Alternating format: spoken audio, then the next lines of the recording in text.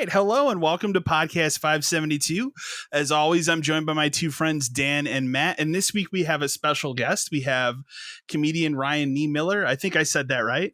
You nailed it. You nailed it. Okay, excellent. I've been called much worse. Don't worry. You nailed it. Well done. So, but he's joined us this week. So we have kind of at the beginning, our show is going to be a little different this week. We're going to do an interview with him. We got some questions from you guys that we're going to ask him.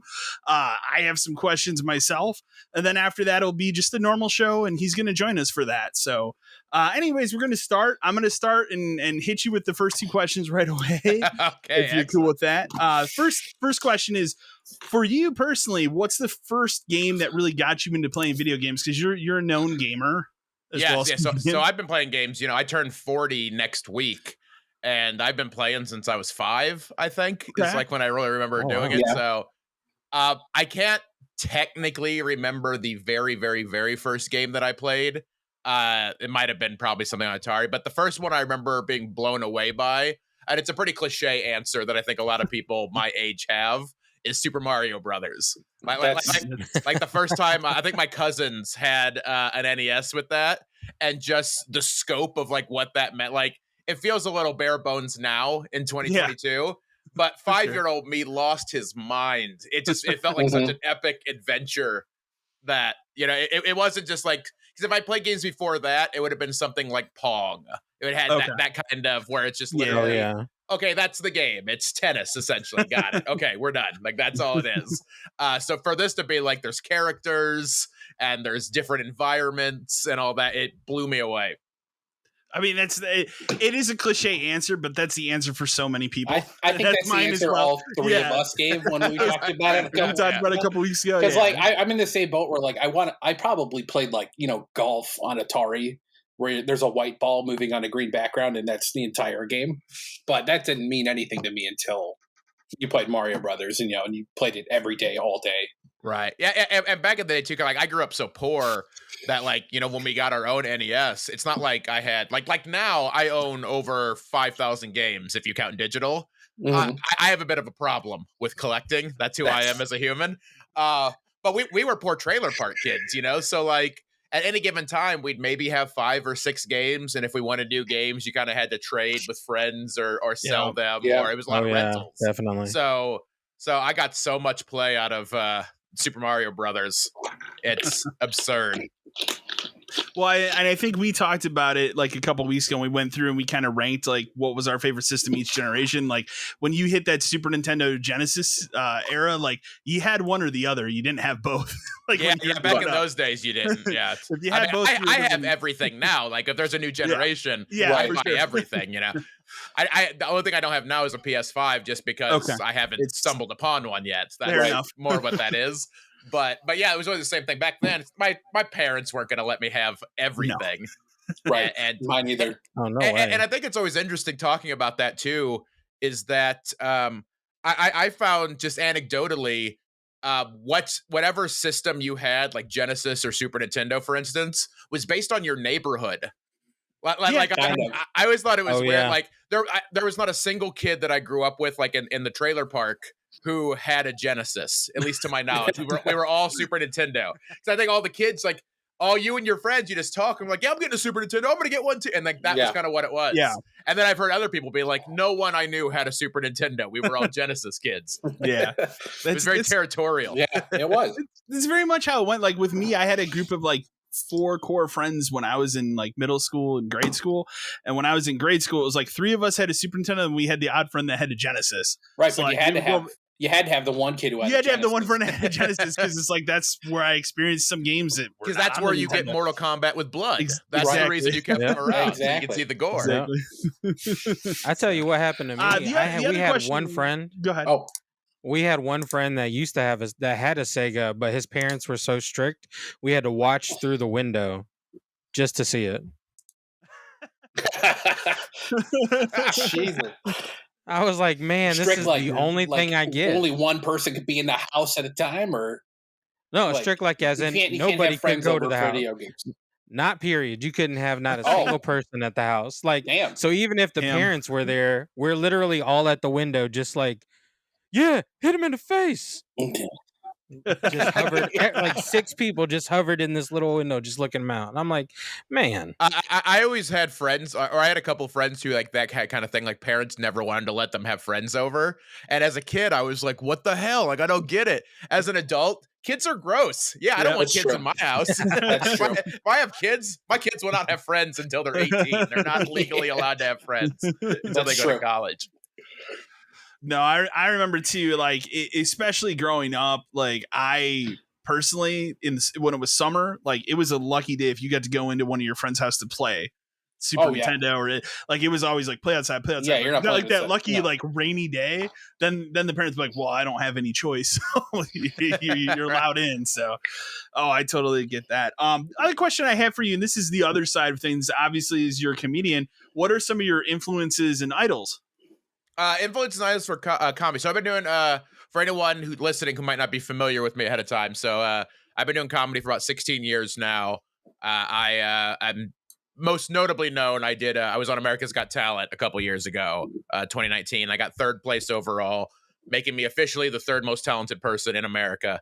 For that year, at least. No, it's reigning. It forever. It stays. Okay. It works very much like the president. All right, like you might not be the acting president, but always you're still the 3rd most talented person as president. That is how that's worked for me. Influences for comedy. I would say probably the biggest two. If I had to answer this, I have a real bad problem with rankings. Sure. Which something my project I'm working on later will be interesting to talk about because of that. I'm usually really good. If you ever ask me like what my top favorite of something is, I can usually answer that. When you tell me what's your top 5 or top 10, that's when I have trouble making those decisions. But if I had to pick the top influences for comedy, number 1, any current things about him notwithstanding, Dave Chappelle. Okay. I don't think his newer work is his best stuff. But overall, Chappelle, I think, like, Chappelle, I always kind of describe to people, he is the last stop before a joke becomes hack. Okay. So whenever Chappelle talks about a topic, like some of his more famous specials, like the Killing Him Softly and stuff, like when he joked about Michael Jackson jokes were done now. That was kind of it. Yeah. Like that was the end all be all opinion on it. We can stop talking about Michael Jackson now. He just has a way with that. Like when he chimes in, for me, I think that topic is done. It's now been overplayed. And then the other comic I would say, for a little bit personal reasons, would be Jim Gaffigan. Okay. He's not necessarily always the funniest if I was like trying to suggest a funny comic, he's not always who I would choose for that. But he grew up in the same part of Indiana I'm from. Okay. So for me, it was a little bit of okay, if he can become a big star from here, because where I'm from is a very small rural kind of area. Yeah. So it's not known as being a mecca of entertainment. So if he can make it out of there, I could make it out of there. So that wasn't an excuse.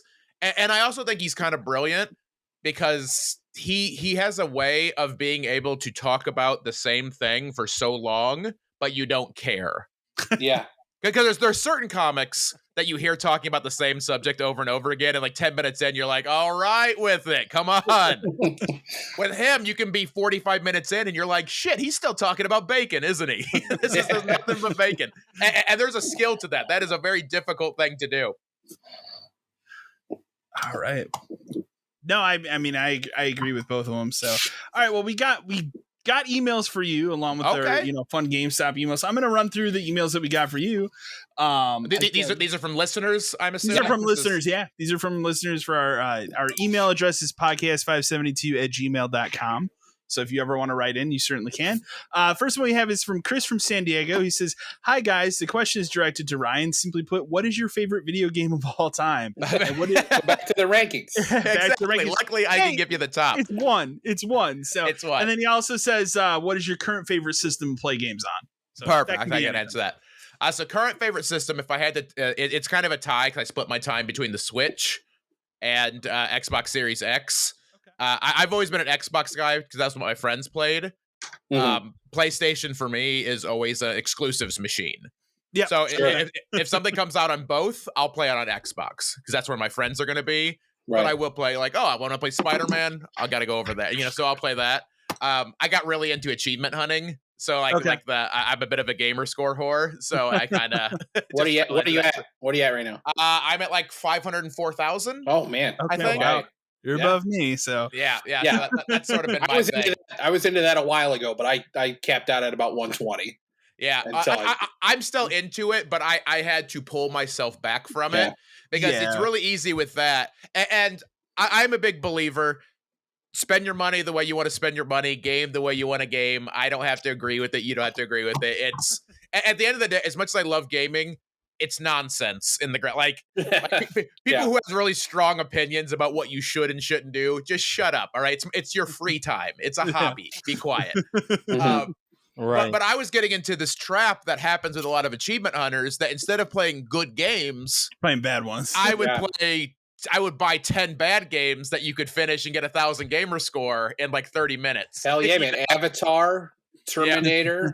I remember all the 360 classic ones. Yeah, you get all that stuff. And eventually I just had to kind of, I still try to find some of those occasionally if I've heard they're decent games still, because not every short, easy gamer score game is a bad game, but a lot of them are. Yeah.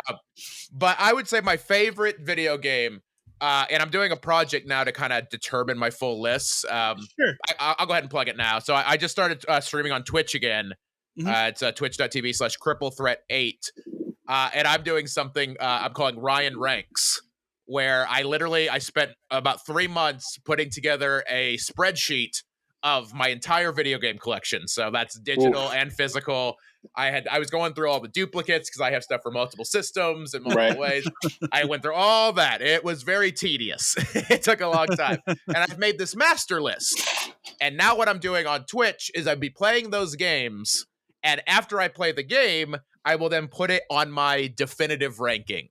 Okay. So it's a little bit tongue in cheek, but I'm kind of pitching it as this is the absolute only list of the greatest games of all time. No arguments. Once they're on the list. If it's not on the list, the game doesn't exist yet. That's how I look at it. Hoping to be able to have some friendly debate with stuff like that. But all time, if you would ask me, like right this second, what's my favorite game of all time? That is easily Legend of Zelda: Link to the Past. Okay. Excellent choice. Definitely an excellent choice. Yeah, it's fantastic. Okay. It's one of the only games I still play. I play that probably 2-3 times a year. Do you do any like randomizer stuff for it just because you know it so well? I did a little bit of randomizer stuff. Once they started getting super deep into like the options for that, because like there's all the key sanity, and then it's like what Link to the Past mixed with Super Metroid. It got a a crazy one. Yeah. It got a little too deep in the water for me. I'll do the basic ones occasionally just because I think it's a really cool idea. But I like the old meat and potatoes. I like old meat and potatoes Link to the Past. There's something very comforting about finding a game that you can almost sleepwalk through because you know it so well. And you just play it and just a nice lazy Saturday afternoon and you're good. Yep. No, it's definitely a good answer. I will say, a prelude to when we get into the real, part of the podcast here. One of the games that I'm going to talk about that I've been playing is what I would call a bad achievement game. Okay, nice. For the Xbox Series X. So, and just a small update from what we were talking about before we got on here. Your invite just came in, Kyle. Oh, perfect. I can join. No, 20 minutes join. It finally showed up. Awesome. All right, restart it. All right. Yeah, from the top. Remember, we have good banter going. Remember everything you did. What people don't know, this is the 7th take already. All right. Next question we have is from Jack from Roundtown, Pennsylvania. He says, I have a question for Ryan. I hope it doesn't offend. I'm just simply curious. How has gaming evolved over the years to accommodate someone that has your unique disability? That's a good question. And no offense there. It's it's something I can give I think I can give some insight to. Again, so anyone who's listening who might not be familiar with me, I have a disability in my arms. So essentially I have 5 fingers total, 4 that are basically useful. The 2 on my left hand are fused together. So I basically have 1 thing over there, 3 on the right hand. As things have evolved in gaming, it progressively gets harder and harder to a certain extent. When I first started playing games, it was NES and Atari. Right. NES is it's an A/B button, select start, which you don't have to use very often at all, and a D-pad. Boom, I got it. Atari was literally a freaking stick. I got the stick. That was simple. That was super easy there. Super Nintendo comes out. They add a couple more buttons. The shoulder buttons get a little tricky on the top. Okay.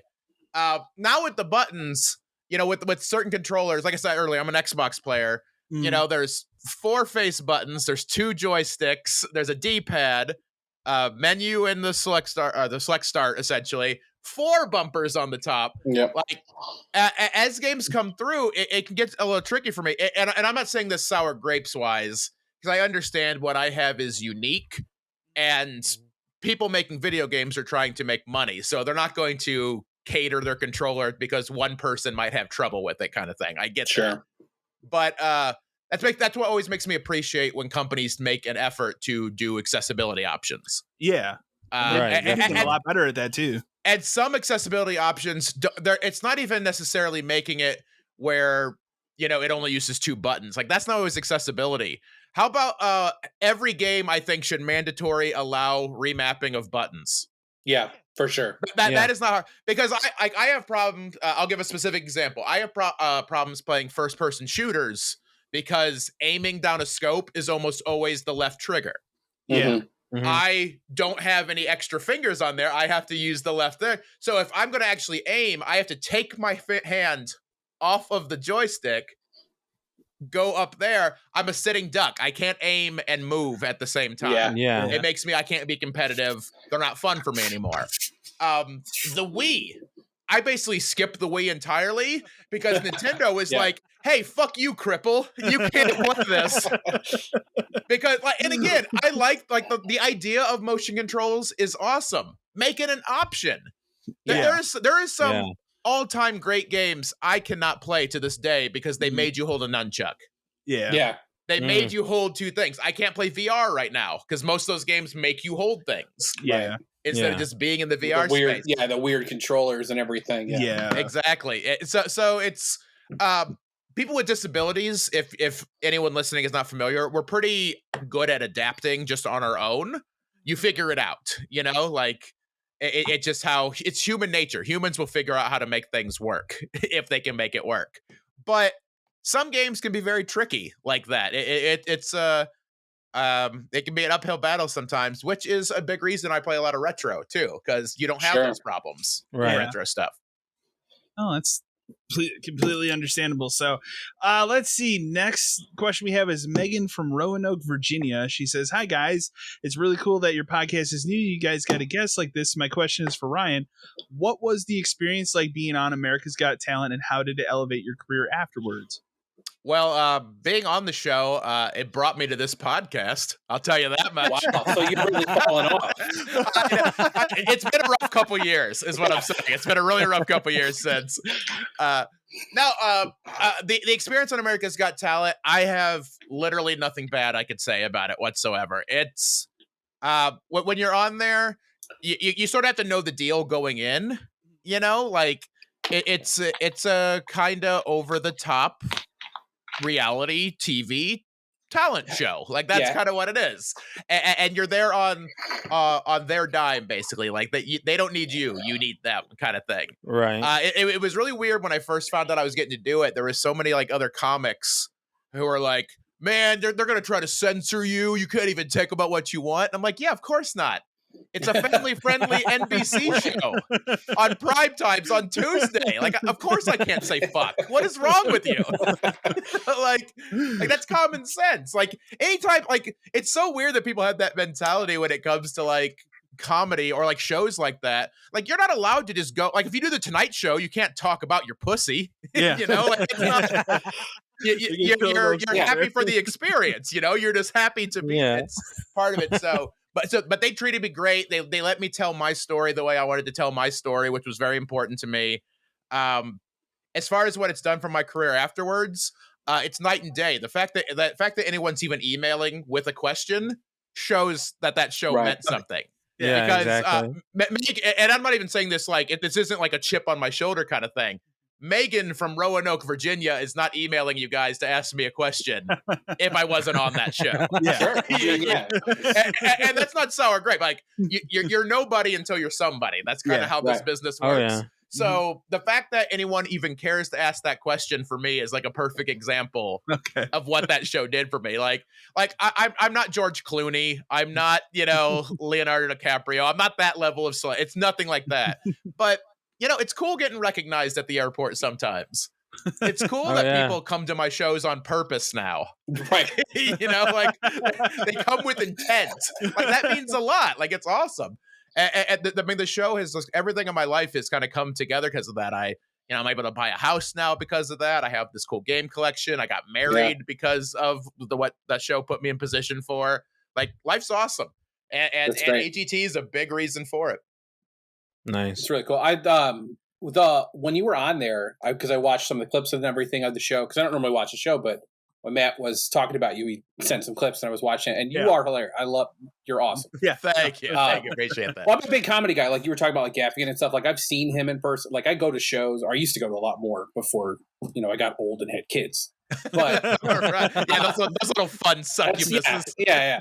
But I thought part of the stuff I really liked was like you were talking about like the wrestling stuff and like meeting Jericho and stuff. Like can you tell me more about that? Like how cool was that? Yeah, I'm going to tell you now, for anyone that's not a pro wrestling fan, go ahead and skip about 5 minutes. We apologize. I'm about to nerd out pretty hard right now. So I've always been a wrestling fan. Like that's lasted almost as much of my life as video games has. Like those are my two things. I've just always been a huge fan. That's where the Cripple Threat name came from. Mm-hmm. I call my fan base Club Nub. That it's all pro wrestling branding, basically. It's all that's kind of where that was inspired by. On my audition, I did a joke about how I wanted to be a pro wrestler first. That's where the name Cripple Threat. I did that Cripple Threat joke, and that kind of just became like a running theme throughout the entire show. When you make the finals on America's Got Talent, they always do like a celebrity duet thing. So you'll do something with a celebrity, and for some acts, it's obvious. Like if there's a singer, they're going to bring in a famous singer. They sing a song together. Done. Everyone's That's happy, what it right? is. Yeah. With comedy, you can't really do that. They're not going to have me and Jim Gaffigan telling jokes in stereo or like that. It just that's not going to work. So they asked me, they asked me kind of like during the semifinals, because they just had to prepare all this, so it's such a quick turnaround. They were like, okay, give me like your top 5 favorite wrestlers of like people you love. And for me, Jericho was always number one. He's always been my number one. Fun fact for any of you guys you seem to be wrestling fans. Yes. Here. I was, this was accidental. I didn't do this on purpose, but I was in the Allstate Arena in Chicago the night that he debuted with the countdown clock. Okay. In Oh, wow. Man. So it was a late birthday gift. I got to maybe go to one wrestling show a year, just because it was always like a birthday present kind of thing. Yeah, for sure. That happened to be the one we got to go That's to. incredible. And that moment, I don't say this with any kind of hyperbole or anything. That moment of like feeling the crowd energy of that countdown hitting 0 and Jericho appearing was what made me go, I'm going to be a performer one day. Oh, yeah. I thought at the time it was going to be pro wrestler. That was sort of how my brain was working. I was going to be a wrestler. This might surprise you guys by looking at me. Not exactly a naturally gifted athlete. Not really my thing. So comedy won out over that. That's like a landmark moment in my life, was being there in that audience for that moment. We fast forward to America's Got Talent. I put Jericho at the top of the list. I didn't think they'd be able to get him because he was already with AEW at that time. Yeah. And then getting nerdy into TV stuff, NBC Universal owns USA, has a relationship with WWE. He is over on the competition, which is with TNT and all that. Yeah. So I thought just like logistically it wasn't going to work. I found out after the fact the backup plan was The Miz, which would have also been very cool. Good too. Yeah. Yeah, he seems like a really good dude. I like The Miz a lot. I think he's a very underrated performer. I like him as a person, and like he works so damn hard. Yeah, he's super underrated. I think he turns chicken shit into chicken salad a lot. With stuff he's given. I think he's very underrated. But so Jericho, and it was cool that he did it because he didn't have to. Sure. He doesn't need a guest appearance on AGT to make it, like he's doing pretty good for himself, but they asked him, he took a look at the clips. He thought I was funny. So he actually reached out to me before I knew this was going to happen. Specifically like that. Cool. He I was with a couple of other contestants watching one of the other semifinal that we weren't on. We were watching that live, and I was like, holy shit, Chris Jericho just followed me on Twitter. Like that's crazy. And then he sent me a message. He was like super funny. He quoted one of my jokes. I was like, oh, this is awesome. Like this is like the coolest thing I've ever done. I make the finals. They don't tell you any of this is set up until you make the finals because they don't want to get your hopes up or get your head freaked out. Sense. Right. I make the finals and they're like, okay, on this day, we're going to need you to be available because Chris Jericho is coming in and you're going to film this skit together. And I fucking lost my mind. Like it was so cool. I mean, I kept it together because I'm an adult and I'm like, oh, that sounds great. I'm really looking forward to it. Inside, I'm like, Yeah. This is the greatest day of my life. We didn't really talk ahead of time because he didn't want he wanted it to be very natural. So he wanted everything. He has a really smart mind for this type of stuff for sure. AGT, they kind of had an idea of what they wanted this skit to be. And Jericho kind of talked them out of some of it because, and he made a good point, and you guys have seen it too. People who aren't in the wrestling business don't know how to present wrestling without making it look kind of corny and weird. It's already a weird enough thing anyway without understanding how it works. For sure. So they gave us a couple bullet points to hit, but he essentially said, hey, I'm a pro. He seems like a pro. We'll just improv it. Wow. And we directed by Chris Jericho. Basically, yeah. So when he got in there, he introduced himself before we were like filming. We talked for like a couple minutes, just basically, hey, appreciate you being here. Thank you. We're kind of just do this. Perfect. He basically was like, we'll call it in the ring. And I was like, awesome. That's easy. So we filmed it. We nailed it. Almost everything that like actually aired was first take. Awesome. We had to redo a couple of things, but we nailed it. We just had a very natural kind of chemistry. It just worked. It was super cool. It was just awesome. He was super cool to hang out with. His manager was there. His manager was great. Like everything was fine. It was a perfect fun day. Had that been the end of it, I would have been very happy. That's a memory I can take with me forever. Yeah. Story continues later. As I start getting on tour after AGT, I had booked a weekend in Tampa at Side Splitters, which is one of my favorite clubs in the entire country. I was going to be there Thanksgiving weekend. So I was doing a show Wednesday, off Thursday for the holiday, then doing Friday, Saturday, Sunday for the rest of the weekend. Jericho lives in Tampa.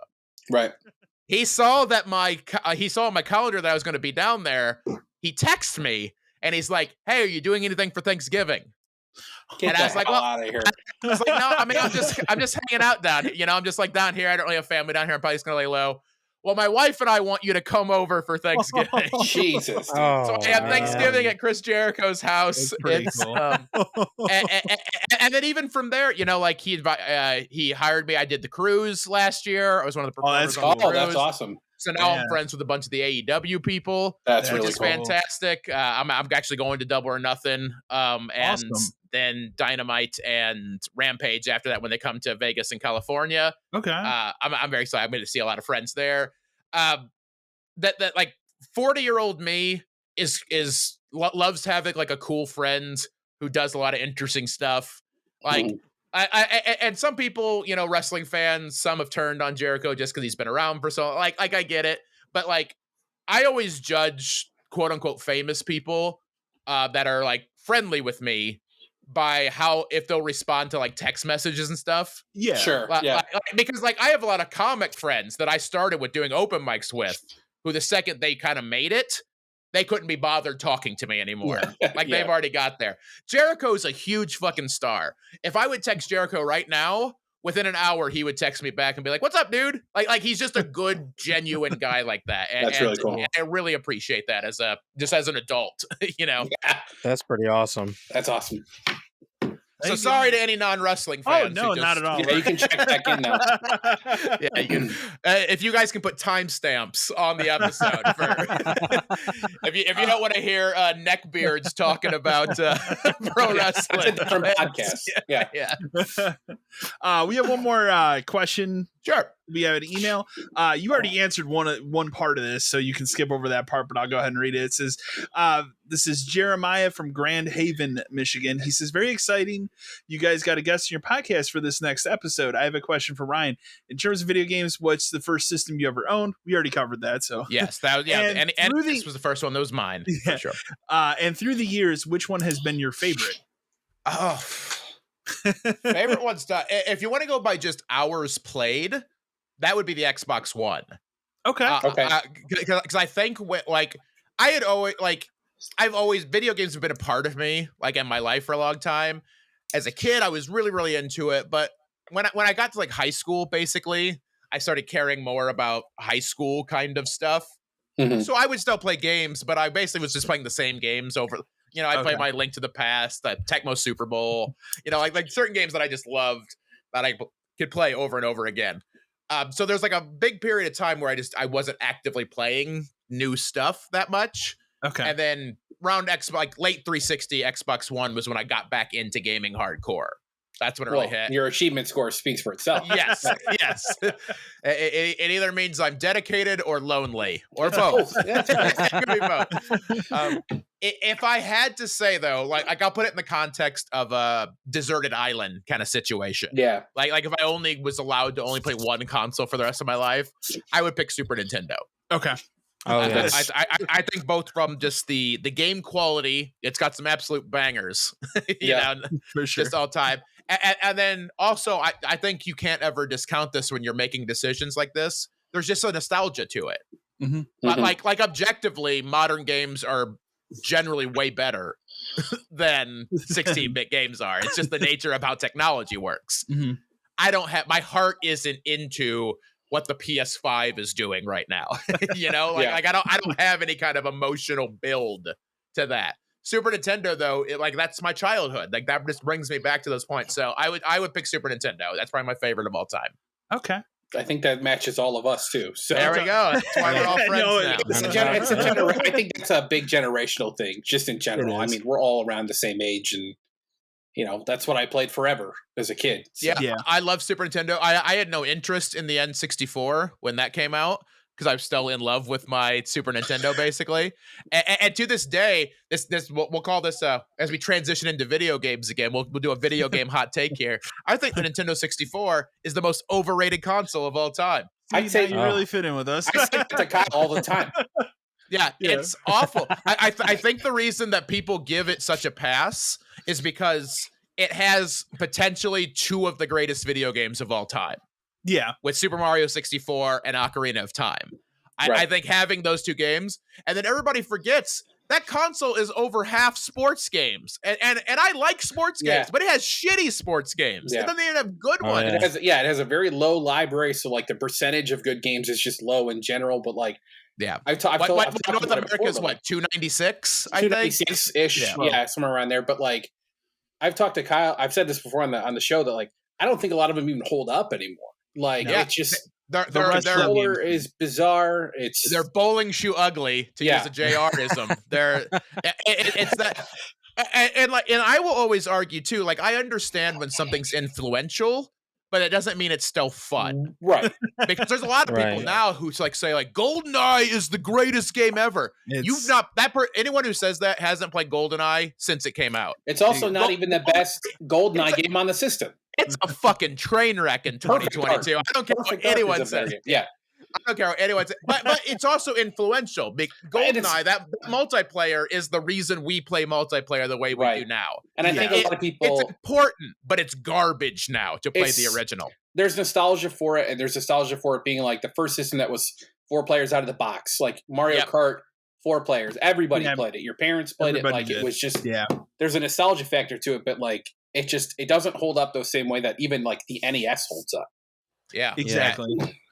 If I can put my 2 cents in, though, I will say, the wrestling games hold up. I don't care. I was just playing them before we went into this podcast. Okay. That's honestly like almost, it's weird because that's almost like the last great era of wrestling games. Yeah. But that was 20 years ago. Yeah. Yeah, and the point I'm making too, I if people enjoy if you still enjoy playing a game like on an individual basis, have a blast. It's the same thing we talked about earlier. Games are supposed to be fun. It's your hobby. Right. I'm talking even just like how like reviewers and video game media talk about it. Like everyone's like unnaturally high reverence for that system. Like PS1 was better. I don't have a lot of love for PS1, but PS1 I think is better. And Super Nintendo, like GameCube is far better. Yeah. Oh yeah. You know, like, but it's just such a weird, because I think people get locked into it's supposed to be good. Yeah. If you want to piss people off, I've been finding this. If you want to piss off people, tell them a game that they just have weird nostalgia for is bad. They lose their mind. Hey man, I've said openly that I think Super Mario 64 is not good. Like, I don't think it's good. I don't think it holds up. It came out on the Switch. I tried to play it. I played it for like a half hour and went, how the hell did I play this? Like, I can't stand that game. And some people would probably tell me it's their favorite game of all time. That's fine. But a lot of it too is like when you originally fired up a game like Super Mario 64, like right out of the box, there was nothing like it at the time. Right. And it's amazing. Exactly. 3D platformers have just been fine-tuned so much since then that like it's so hard to like go back and play that now. Like I think if you have nostalgia for it, you'll still enjoy it for sure. Right. I think if I would introduce my nephew to it, he would essentially be like, "What the fuck is this? Yeah. You know, this is you played this? This is terrible." You know, like. But I like you say about turning it on for the first time, like Ocarina. I remember having that feel with Ocarina of Time. Like the first time you boot it up and you come out and you run around the village, you're like, "Holy crap! There's never been anything like this before." Yeah, and that game I feel like it holds up. Mario, I don't know. There's just something about that game. He controls weird, and it's just like the level design as you go further in the game gets worse, and it's just like. I don't know, but I could shit on the 64 all day, but we don't have time. That being said, I own like 264 games, just so everybody's aware. I was gonna say I'm about 60% done with my collection. I'm going for a full set, so I'm getting close. I have 3 out of like the hardest 4 or 5. I don't have Super Bowling because I don't want to pay $600 for a bowling game. Yeah, it's tough to get. Yeah. This will be fun, but before we get into it, are you all collectors? Yes. To an extent? Yeah. What is the most you've ever spent on a video game? I'm always interested to ask collectors that. Like, on a single game. Not like a lot of stuff, like a single game. Right. Because everybody collects different. There's some people who just have a rule, like, I will not spend more than $40 on a game. They have expensive stuff, but maybe they find it in like a... I don't have that rule, but like I do have a limit where it's like I don't like paying. I say like $100 for a game. Like if it's something that I've been looking for, and like Super Nintendo games cost $70 when they came out. So if I pay $70 for it now, is that really any different? Not really. But like I'm proud to say that I've never paid like $250 for a game. But I have a lot of expensive stuff. I've just gotten lucky over the years. Yeah, you have stuff that is worth that much now. Oh, I've stuff that far surpasses that, but never paid that. So for me, the most expensive, I think, so I have 2. I have one that my girlfriend got me for Christmas a couple years ago. To this day, I do not know how much she spent, but she told me it was a lot. And that is my sealed copy of Rondo of Blood for TurboGrafx. Okay. So, even terrible TurboGrafx games are expensive now. Yeah. So that has to be a pretty penny. For me, I went to get everything Castlevania. I'm only missing like 2 games. This is one of my favorite franchises of all time. I went and got that other not great blockbuster exclusive 64 game, Legacy of Darkness, for the Castlevania. So the one where you play as Cornell. I have that complete in box, which is hard to get because it's a blockbuster game. They cut that box up. So Dan found a deal. We went down to the store. I think I paid like I think after I did some trades, it was like $120, but it was like $160. Okay, but it was one of those things where I'm like, for what it was a fair. It has price. the box, like that's why I'm like, not terrible. You can't find that box today. Right. So. You guys are making me feel bad. What about you, Matt? What do you got? So I'm looking over here, staring at the collection right now, and I want to say I think the most I've ever paid is about $65. Well done. That's not even. That's good on you, man. So I got a lot of collection. I get a lot of my collection through yard sailing. and flea markets and stuff like that. So I bought a Sega Saturn, and it had like a slew of games to it. And one of the heavy hitters I have right now is Sega Ages Volume 1 and Iron Storm. Yeah. But I just went through this, one of the first episodes we recorded, is I never looked inside of the Iron Storm game until just recently, and it was a totally different game that was in the box. Yeah. So then I felt like mentally I was like, no, man, I have to complete this game. It's here, it's there. I just got to get through it. And I went on eBay, and that's where I ended up having to bid just to get that game. But I mean, it's completed now. Perfect. But that was the most. I think overall that I want to say that's the most I've ever paid for a game. Out of my own pocket. Out of trades, though, I could probably say I've traded a good bit to get other bigger items, though. Fair. Yeah, you guys are making me feel bad here. Mine was relatively recently. I love it. I dropped for a pretty good cart-only copy of Panic Restaurant. Oh, okay. Oh, $900. Yeah, I was gonna say. And that was a deal. Yeah, that was a little bit of a deal. Yeah, he could. I have a collecting buddy who he comes across some really good stuff, and he always asks me first if I want like the things that he doesn't want. But that's 900. You would have to, and then you have to. What's that? You have to pay. You have to pay for that. Yeah. I think I've only ever seen that game once in the wild, and it was like thrashed. It was probably like, I think they were selling it for like $700, but like you could barely you had to trust that the label was Panic Restaurant, like it was that kind of beat up. And this one looks pretty good. And then I have a couple of things that I have bought cheap that ended up being pricey. I have depending on how you want to call complete. I have a complete Wii U collection. Okay. Okay.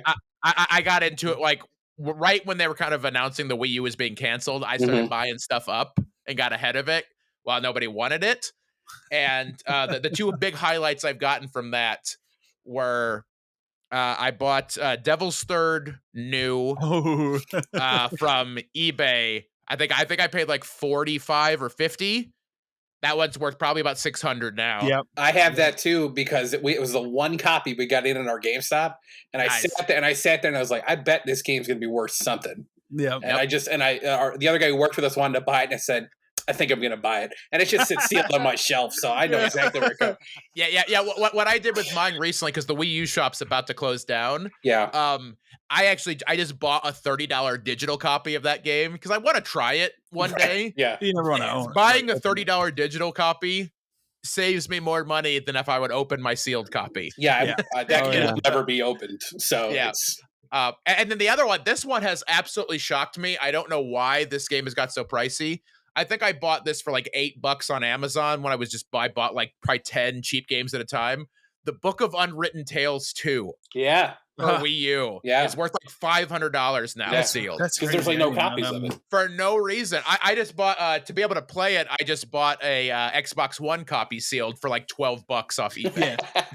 The Wii U one. And that one shocked me because I was like, I use the app that I use to track my collection suddenly had like this big jump in price. And I was like, what the hell I was like, why is this game so? All right. Yeah. No, that's a win. That's usually how it works. I mean, and the other thing I'll throw out there too is like, since talking about cheap games that are worth a lot. When I worked at GameStop with Dan, he went on when we first started getting back into retro. When we were there, this had been like 2016. He went on and saw the game Koudelka for PS1. Okay, he's like, "Yeah, you like horror games? You should probably get this." I paid $20 for what I would consider like a mint copy. It looks like someone took the shrink wrap off it and never touched it. Yeah, never touched it. Yeah, the game is $300 now. Yeah. And since you like these stories, Ryan, I've sold it before, but I'll tell you really quick. I got a copy of Panzer Dragoon Saga for $10. I hate you. Because this guy came to bring it in by Game Crazy to trade it in. And for whatever reason, we took 1, 2, and the other one, but we didn't take Saga. And I was like, oh, crap. And I was like, I can't let this walk out the door. Because at the time, it was only $250. Right. So I told the guy, I'm like, we don't take this, but I'm interested. What would you want? And he goes, well, I know it's kind of rare. And I'm like, shit. And he goes, so like $10. And I slapped the 10 on the counter and sent him on his way. And now it just sits on a shelf. That's great. Yeah, I've gotten a lot of deals that way too, and I always I don't think you hoodwinked this guy because he clearly just wanted to get rid of it. He was done. He was trading everything he owned. I think he didn't care. I will always because I've had some people too because they know I collect that have just offered me like, hey, I have this big box of stuff, or like, oh, my buddy has these games. You want to pick some stuff? I will always, just so I can sleep at night, if I see something that's really pricey in there, I'll be like, hey, listen, this is worth this amount of money. You sure you want to get? Most people I found, if you're kind of upfront with them and honest about it, they just want their cherished stuff to be taken care of. They just don't want you to flip it or Kyle and I have done the exact same thing when we've come across like, remember we got something from like a woman who worked with a friend of ours. Yeah. And one of the things in there was Final Fantasy II Super Nintendo complete. And we're like, this lady doesn't know what this stuff is. We could just say $50 for the bucket and walk away. But I was like, I'd feel like crap if I did that. I think we ended up giving her like 200. But she got I mean, everything in there was probably worth at least twice that. I got a box Sega Genesis out of that. So. Yeah. I mean, for essentially at that point, everything was like $10 a piece. Yeah. But it was I mean, as a collector, I don't want to pay value for everything. Because I'll just go to eBay if I want that, But like, exactly. But like, I'm gonna feel bad. And I've just had so many people. There's like, I know you'll give it a good home because they know that I'm trying to like collect these to play them and have them. They know I'm not trying to like resell them to make money, So like, I think that's cool. That's how I've gotten a lot of my stuff. No, that's cool for sure. So, well, we're gonna jump into our normal show. Okay. 45 minutes in. 45 minutes in, but different show for us this week. We're gonna go around the room. We'll talk about the games that we've been playing. As I said before, you apparently like bad achievement games. Correct. So I have one I've been playing. I actually don't think the game's that bad, but it's not what I would consider a good game. It is called Werewolf the Apocalypse: Earthblood. It is on. It's on every easy achievement game. Yeah. That sounds like some fan fiction kind of. Apparently, it's based on some sort of like D&D type tabletop game or something, but I haven't looked that far into it. This is what I would tell you is like the most PS2 360 linear like combat story game. Like if you could mix out any of those, like you think of things like what are some of those 360? You remember, Dan? Like what was the one with the verticality? Do you know what I'm talking about? No. Dark Watch. No, Dark Watch is the cowboy one. You know what one I'm talking about? I know exactly running up the walls. Yeah. It reminds me of that era of games where it's like it's extremely linear. It's probably about a 10-hour game, so I'm already almost done with it. And I'll say this is my other favorite part of the game. Every time, without fail, every time you turn into the werewolf, it plays some shitty nu metal song. Hell and it's incredible every time. And it only happens when you're as a werewolf. The minute you turn back into like human form, it's off. So what are you playing this for? I'm playing on Series X. Series X, okay. Because it was one of these like I saw it when it came out and I was like, man, that looks really fucking stupid, but I want to play it at like $20. It was on Amazon for $20. And I was like, I'm gonna get it. I'm gonna try it. So it's been a lot of fun. It's easily probably, like I said, like a 10, maybe 12-hour game. Very easy to get all the achievements in. So perfect. But it's on everything. It's on PS4, PS5, Series X. It's one of the smart delivery games. So okay. I'm not gonna spend more than like 2 seconds on this. I did, and I don't know if you're a Halo fan. Ryan, I don't know. I'm a very long time Halo fan since the beginning. I do not like Halo Infinite. I played so much of the first one. Okay. My apartment in college, me and my roommate, we were the Halo house. So people would literally bring TVs. Like we would have 16 players going. Parties. I did so much on that. I kind of fell off. My friend's basement. Halo 2 is when I basically quit playing it. Because once they introduced dual wielding, I couldn't dual wield. You were out. So I was just getting wrecked all the time, so it wasn't fun. Yeah. I play a lot of like the Master Chief Collection. It's good good comfort food. It's a good I don't know what to play, so I'll play a couple levels of this or a couple of that, Absolutely. I like it. I'm not a huge fan of Halo Infinite. It's well documented on our podcast. I'm not going to go a lot, off on it here, but I did check in with season 2 of it. It's bad. Like they have put out essentially, if modern games are heavily monetized. Obviously Halo's going that route, but they're doing it differently where instead of like 3 months a season, like Apex or Fortnite or one of those, this game has 6-month seasons. There's only 2 new maps in this thing and 3 new modes, which should have already been in the game. So it's not very fun. So I played like 2 or 3 matches and ended up deleting it again. And maybe I'll check in with it. I think from what I've not played any of Infinite yet. It seems like I like the campaign, fun but bare bones.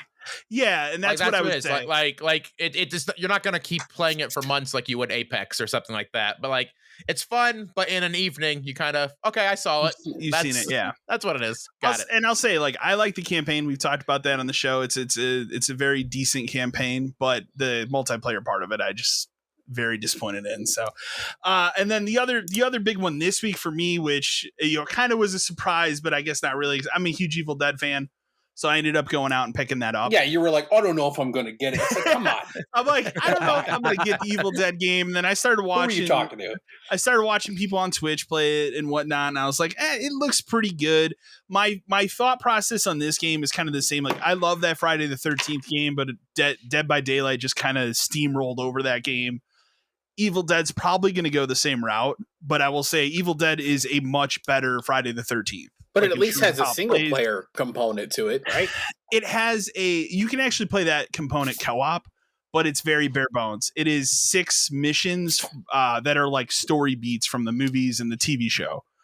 So like the first mission I played was like, hey, go get what's her name severed head from the grave in Evil Dead 2, and then you have to take care of that while you have a bunch of deadites following you. So, and it's all recycled on the same map for those missions. So I wouldn't get too excited if you thought there was a single player component. It's not a single player component. Boo, who cares? Yeah. I'm not a big multiplayer guy, so like that. The game looks super interesting. And that's the thing I'll say, like, as I've gotten older, I become less and less interested with online multiplayer. This game's online multiplayer is pretty cool. It's a 4v1, kind of like Friday the 13th was. I play a lot as the demon, so you can choose like various demons from those different movies, and then you go and you have to terrorize the people. The issue I have with this game is like, you look at you look at Friday the 13th, you can pick from a variety of different campers. In this game, it's like 3 other characters and then like 5 versions of Ash. Yeah, so you have like Ash from every fucking movie he's been in. And then you have like, the girl from the TV show, and then like the random night dude from Army of Darkness. Bruce Campbell from Burn Notice. I mean, it's got a Hawaiian shirt on. But I've actually really enjoyed it. So I'm pleasantly surprised. I also say, like, it looks great visually. Like, it's a very good next-gen looking game. So that's a $20 pickup.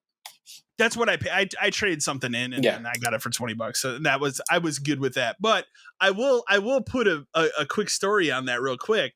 So I went in, I traded. I think a couple weeks ago you told me about NHL was like $7 on Amazon. Yeah, it trades in for 15 right now. Sure.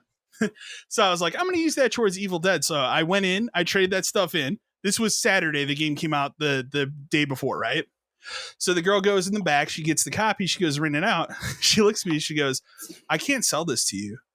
I'm like, why? Well, why not? It won't let me sell it to you. I'm like, what does it say? It says, and so she shows me on like the screen. It says, do not sell. And I'm like, what?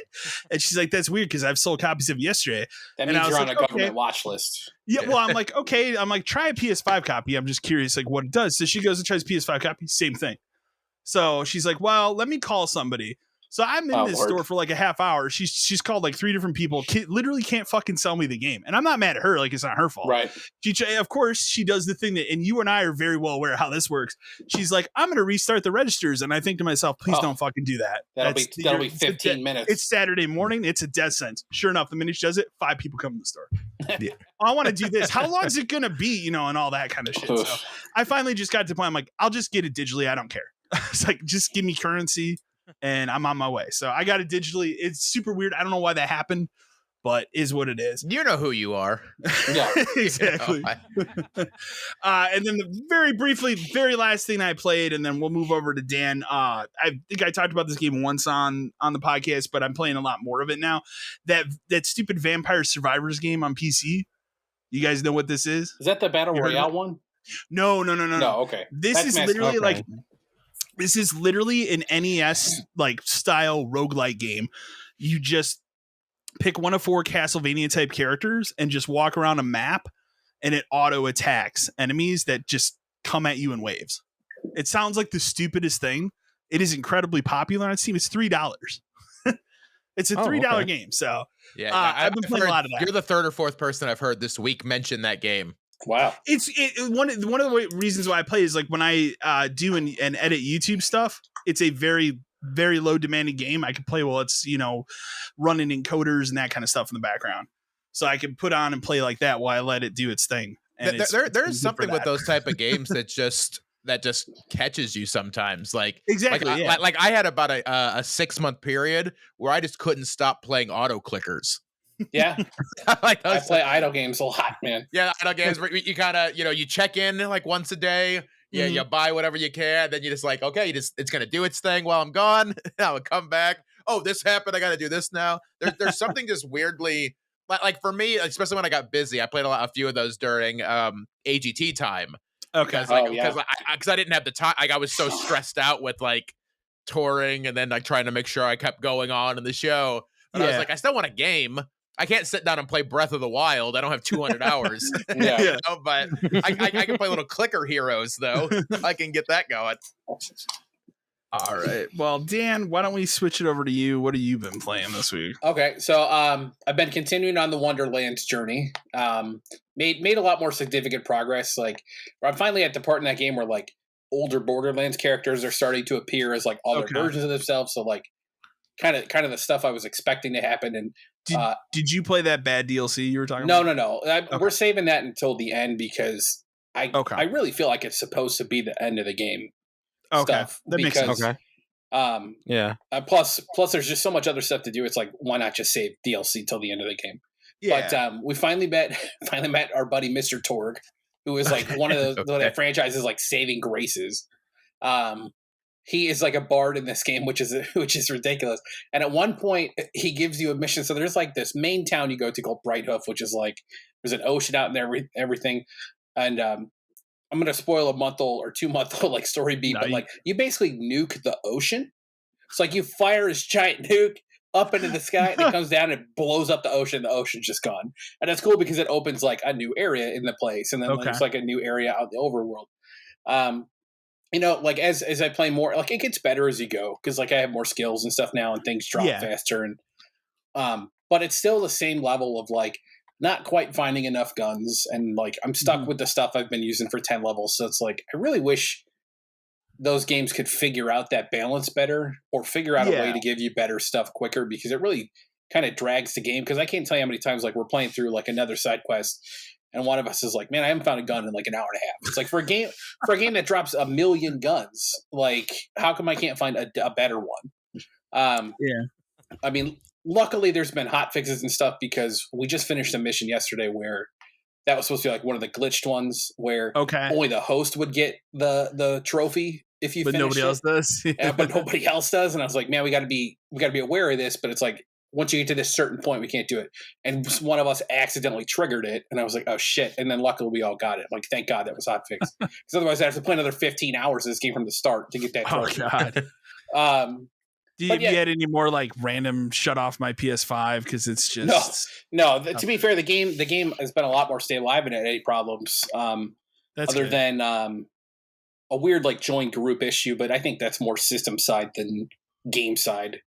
But yeah, I mean that game is what it is. I still enjoy it. It's still probably the best Borderlands game I've played since 2, and I've played all of them. So I see MK11 on here. I went back to Mortal Kombat 11 just because I'm back in like fighter mode, like because I've for so as much. Is this the PS5 version of it? So here's the deal. I know the deal with it. I'm into trophies. Like as much as Ryan likes achievements, like I've gotten back into trophies, and I'm just trying to get platinums where I can and cleaning stuff up. So like I went back and I finished Soul Calibur 6 earlier this year, and then I did Dead or Alive 6, and then now you're doing Mortal Kombat. I have a couple left in DOA 5 I got to go back to, but I'm waiting for a buddy to get that so we can cheese some of the multiplayer stuff. Yeah. And then Mortal Kombat 11 on PS4, I was like 5 or 6 trophies away. I was like, oh, I can clean that up easy. Except, one of them is the obligatory do all these bullshit strategy tutorials, and here's a 15 button combo string. Good luck. That you'll never use. Well, that no one in history has ever used. But you need to know how to do it. And it's one of those things where like the timing is just tight, and there's nothing you can do about it. Yeah. The one saving grace this game has is it has like a push to see demo, and it actually has the controller in the bottom of the screen, and it shows the buttons pressed in time. So you can kind of be like, okay, it's like 1, 2, 3, 4, 5, and you can kind of like say that over and over in your head and kind of figure out what you need to do. I still can't figure this one out. It's driving me fucking crazy. And the only reason I'm trying to finish the PS4 is because it auto pops the PS5. Oh, it does now? Yeah. Okay. Because that wasn't there at launch. They most of it. That. There's a couple that don't, or like you have to go in and do one more go back thing. and do that. Yeah, that's spoken like a real hunter right there. You know exactly what I'm talking about. Why can't I move my save? What's going to auto pop? It's the same reason I haven't played 7 Remake on PS5 yet, is because I don't have the Platinum on the 4 version, and I don't want to have to do it twice. Yeah. Not that I don't like that game, but this is dating me a little bit on that, but it's that's the only reason I bought the 360 version of Destiny, of the first Destiny. Yeah. Because if you finish it on Xbox One and you fire up and log in on 360, everything just pops instantly. Yeah. Okay. So exactly. So it's an easy double platinum, as we in the biz like to say. It's just one of those things where it's like, I'm going to do it anyway, so I might as well just finish the PS4 version. Do you have that Aftermath DLC? No, and I haven't never yet, played that. So I'm not. Okay. But there's no trophies or anything tied to that. But I want to finish the game, and then Aftermath, like it goes on sale all the time. I'll buy it when it's on sale right now. Is it back on sale? Oh, God damn. Okay. All right. So I've been doing that just because I'm in kind of a fighter mode. And the last thing I got. And I think I talked about it a little bit last week, but I finally got my Playdate, which is that weird little, crank little handheld. I'll hold it up so you can see it.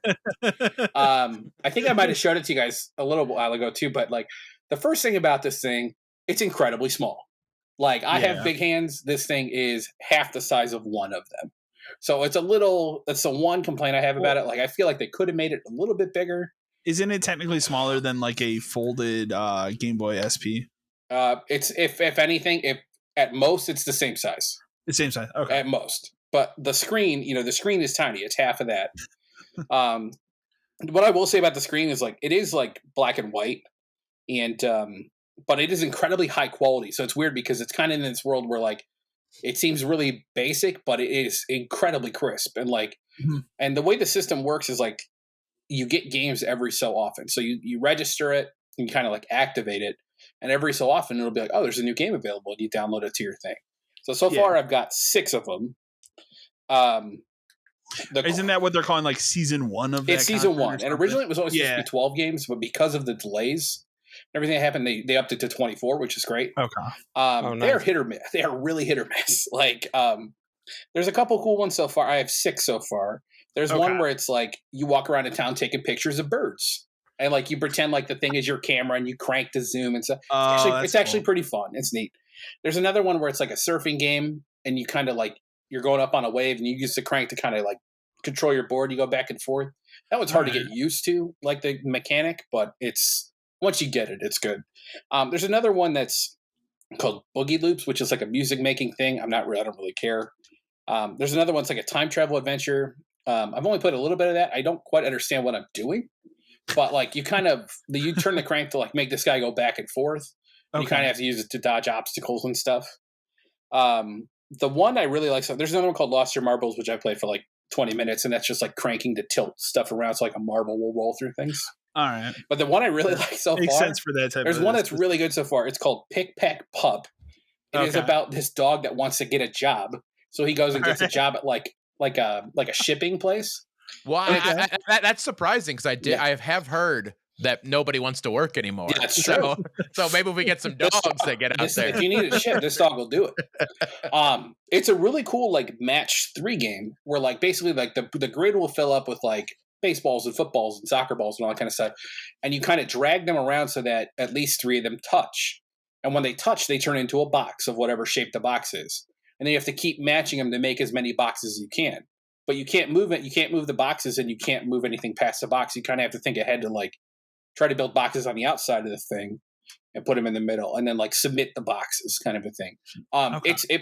I like it because it has a story mode where you're kind of like it's teaching you like how to play the game, and it's pretty quick, and it gives you certain objectives like make 5 boxes at once, which isn't easy because the grid is small, but it's easily the most fun one because like a game of it takes under a minute.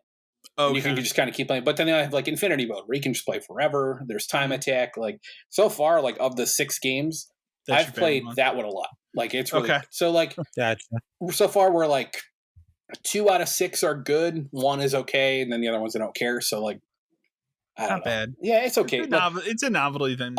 It is very old Game Boy Advance like though, where you have to sit in the right light or you can't fucking see it. Yeah, you cannot. I'll go blind. That's the one complaint I've heard about. It is terrible. Too, But it's cool, and it like gives you little updates, and then eventually, what I really want to do with it is they put out that thing where like you can code your own stuff, and like there's but it's a web browser tool, so like you don't have to download anything fancy. You can make your own stuff and all that kind of thing. I'd like to mess around and see what that's like, but that's interesting. It's cool. As the games come out, maybe I'll give 30-second reviews on each of them in the future. But Pick Pack Pup, only $180 to play Pick Pack Pup right here. There you go.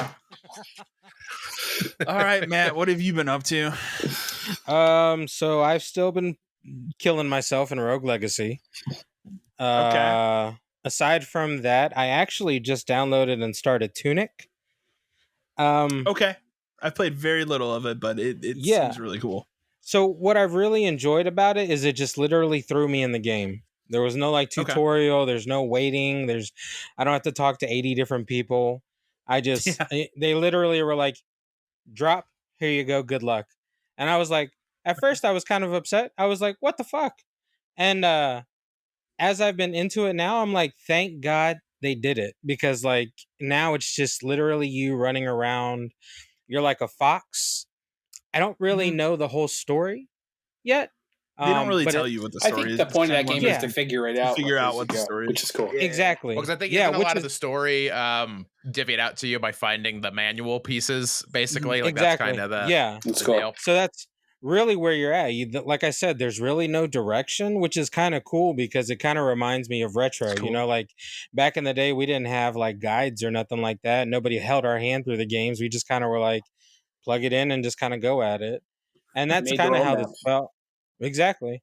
So I played a lot of that actually this week, a good bit, and then I've jumped back into Little Nightmares 2, which if you've never played any of the Little Nightmares series, those are cool games. The art designs are fantastic. Like the monsters they've created are just like out of this world. Like some of the best game design I've seen in a while, and it's very captivating. So I would definitely recommend, if you catch it, definitely get into it. Yeah, Little Nightmares 1 I and have 2. Little Nightmares 2. I have not played it yet.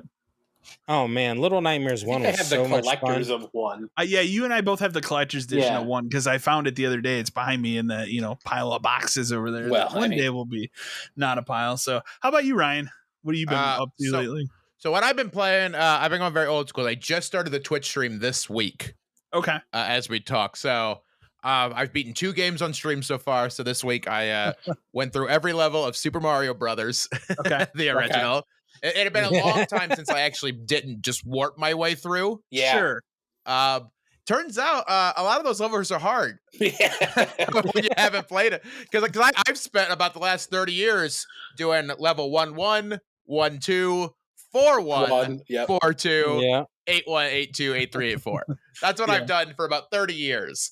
And I was like, oh, there's a maze at the end of 7-4. I don't know how this works. Yeah. So it was, and that's another one of those games too that I will, kind of like what we talked about with the N64 stuff. It's obviously super influential and a classic game.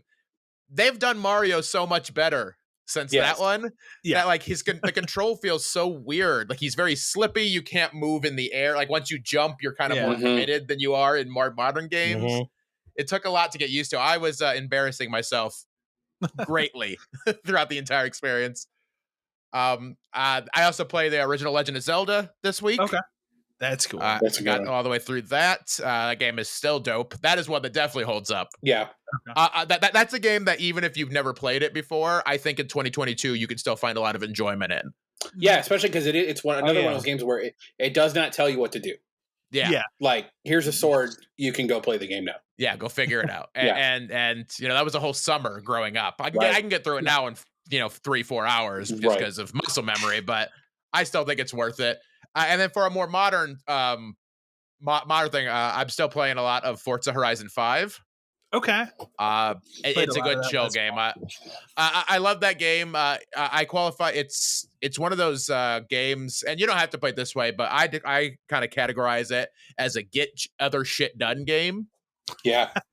So if I want to play a game, but I don't want to focus because I need to, there's some YouTube channels I haven't watched in a while, or I got to send some emails I got to get caught up on, or I want to listen to a couple podcasts I haven't heard in a while. Exactly. It's a great game because you're not missing important dialogue. You're not really missing important anything. You could just race around, and you don't even have to do actual anything. You can just dick around. I'm going to try to superpower a car and see if I can throw it into the abyss.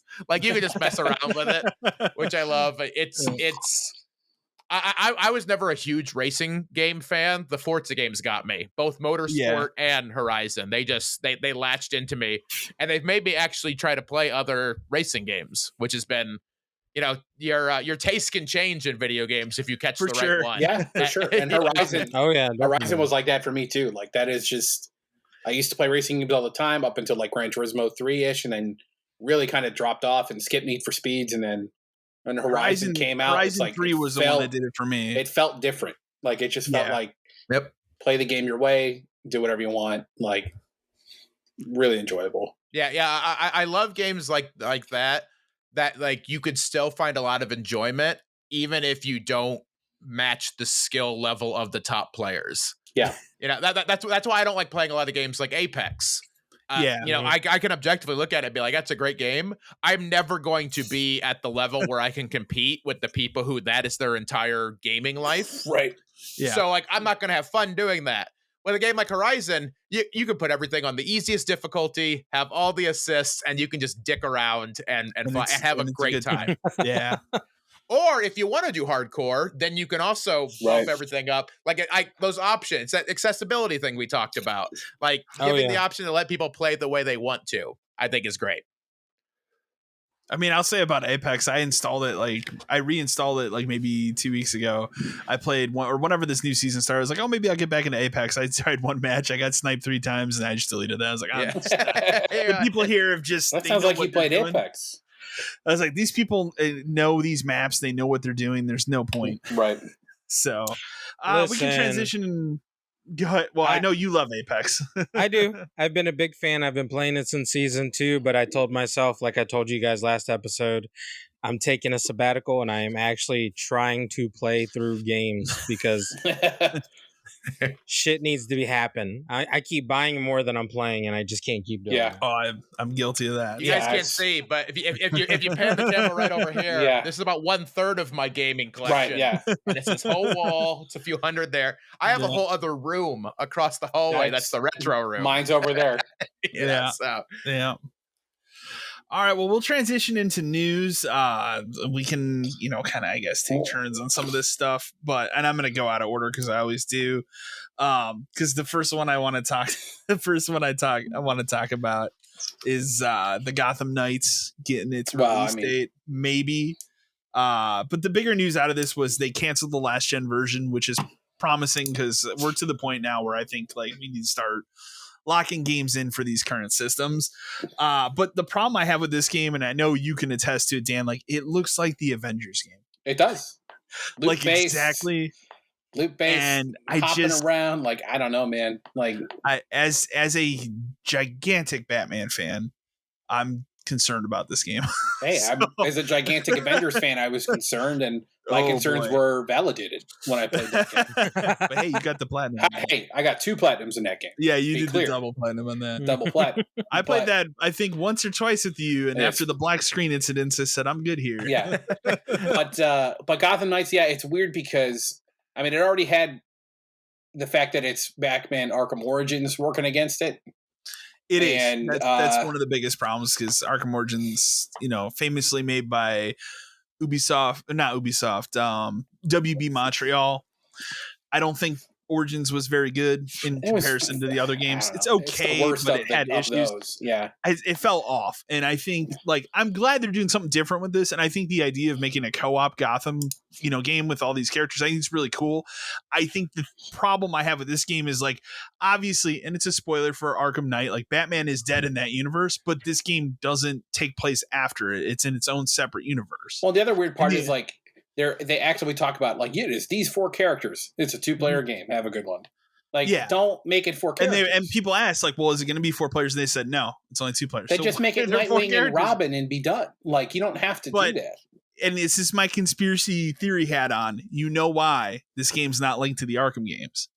Because who can the true villain be in this game? Joker. Exactly. It's always the Joker. It's gonna be the black mask. What you don't know is Robin's gonna take his mask off at one point. He's the Joker. And he's Joker. Because he's just always there, man. It's just.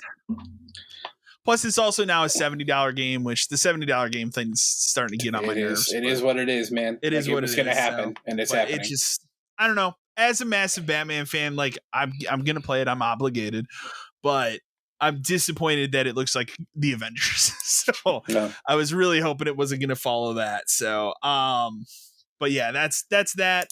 I'll let you talk about. You probably know more about this than I do. What is the EA FIFA thing? So just the EA FIFA thing is funny now, and now there's another wrinkle to this that came out kind of today. But so basically, EA and FIFA are not partners anymore.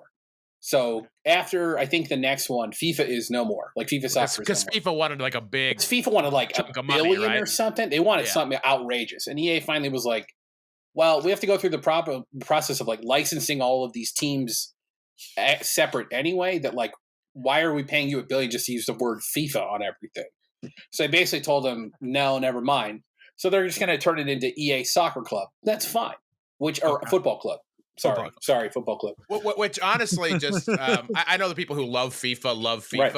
but I feel from just a casual gamer standpoint, just the gaming universe in general, a rebrand of that game could probably only do it some good. Right, and I don't think that the people who love FIFA love it because it is a FIFA game. Sure, they love it because it's a football game. Yeah, as long as your teams and stuff are there, who gives a shit what it's called?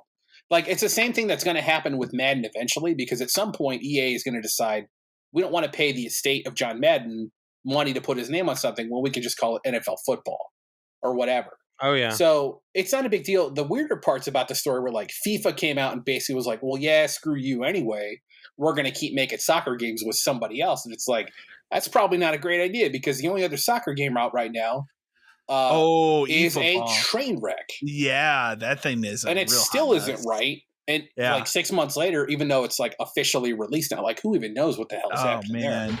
But so FIFA, that's the people that used to make Pro Evolution, right? Part of them. It's not even. Okay. Yeah, but that is basically what that game became. But then the funnier part with this whole EA thing comes out today, where now it turns out they've been trying to merge with people for months. They've been trying to merge with NBC, and they went to Disney. It's hey, you want to team up? So they apparently don't even want to do this anymore. And if EA can't figure this out, it's there goes a lot of sports stuff. Yeah, in one swoop. I don't think it'll ever truly go away. But if they're looking to merge, it means they're probably looking to cut costs. At which point, stuff like this college football game that's supposed to be coming back, maybe that just never comes back now, because that's got to be a lot of money. Well, when did they announce that? It's been a while. 2 years ago. 2 years, okay. Which I'm all for it. I knew it would take a long time, but I don't know, man. They haven't said anything since. I don't know. For me, and this is me just learning this now and being kind of an idiot. I'm a human moron. I would think if EA is merging with someone, I think the stuff that's safe is Madden, and the stuff where they just make bank off it. Sure, doing the same game every single year. They sell card packs in the game. Yeah, they do that. Those to me seem like they'd be safer, even with licensing stuff. And anything the chance of EA ever doing anything experimental or brand new again, I think that shit would be the stuff that gets cut. I think if EA merges, yes, because I would assume that would have to be part of the deal. All the money makers would have to stay. But if they're active, but NBC already said no because they couldn't come to agreement on a price, and Disney doesn't care because Disney. Remember, Disney used to make video games, and then at one point they were just fuck it, we're done, and they just dumped it all. So like it's just weird. It's weird that it all comes out now, like after they didn't want to pay money to re-up a license, and now it's like turns out they've been trying to merge, and of course they only want to merge under the fact that like the CEO of EA gets to stay in place. So he wants to keep his job, but basically merge the company with somebody else. So it's just the whole thing is weird. Like there's going to be a lot more. I feel like it comes out in the next couple of weeks about like what's actually happening. But and then they also like outsourced all their customer service. Like all those people lost their jobs to overseas. Like just like they're cost cutting like crazy. And so essentially, how long until Microsoft buys them? Then that seems to be how all these stuff. There's some company turmoil. Microsoft will buy them. It'll be fine. And then they won't release a game from that company for a couple years, which leads into the next story, right, Kyle? It does lead into, so we're going to talk about Starfield and Redfall delayed spring 2023, and right now Xbox doesn't have anything for the fall except Scorn. Sure. So I mean, they do have, and I think they should every company should start doing more like what Nintendo does. They do have their E3 in quotation marks, whatever. They're going to have that on June 12th. Yeah. So I'm excited about it. There's always the potential, like for instance, Fallout 4 was announced and then 3 months later it was on shelves. So there is the potential there's something like that. But Redfall doesn't surprise me at all because we haven't heard we haven't seen anything about it since it was announced last year. Starfield, as of like 2 or 3 weeks ago, they were really pushing that 11/11/22 date. Like they were all in on like we're gonna hit it, and it made sense because the June 12th thing, like it's the Bethesda show, like it could have been half of that show could have been that, and then all of a sudden it's just like, well, I still think 20 minutes of it is. Well, it probably is. You got to have Todd Howard come out. Now I'm a big proponent just as a gamer, and maybe it's a little different for me because I own 5,000 games, so I'm never at a lack of something to play. Sure. But like, I would rather a game be delayed and delayed and delayed and it be good when it comes out than have garbage like Cyberpunk, where it's like clearly 76, which they have a track record of doing. So like I would rather, and like so for me, as long as they're upfront, and I feel with what they announced, they were as upfront as they could be with what's going on, But I would rather just like, I think what's hurting Microsoft so much is like a lot of the goodwill they've been, and I think rightfully earned goodwill the last like 3 or 4 years with like making some great, they've changed their branding around a lot to be very gamer focused.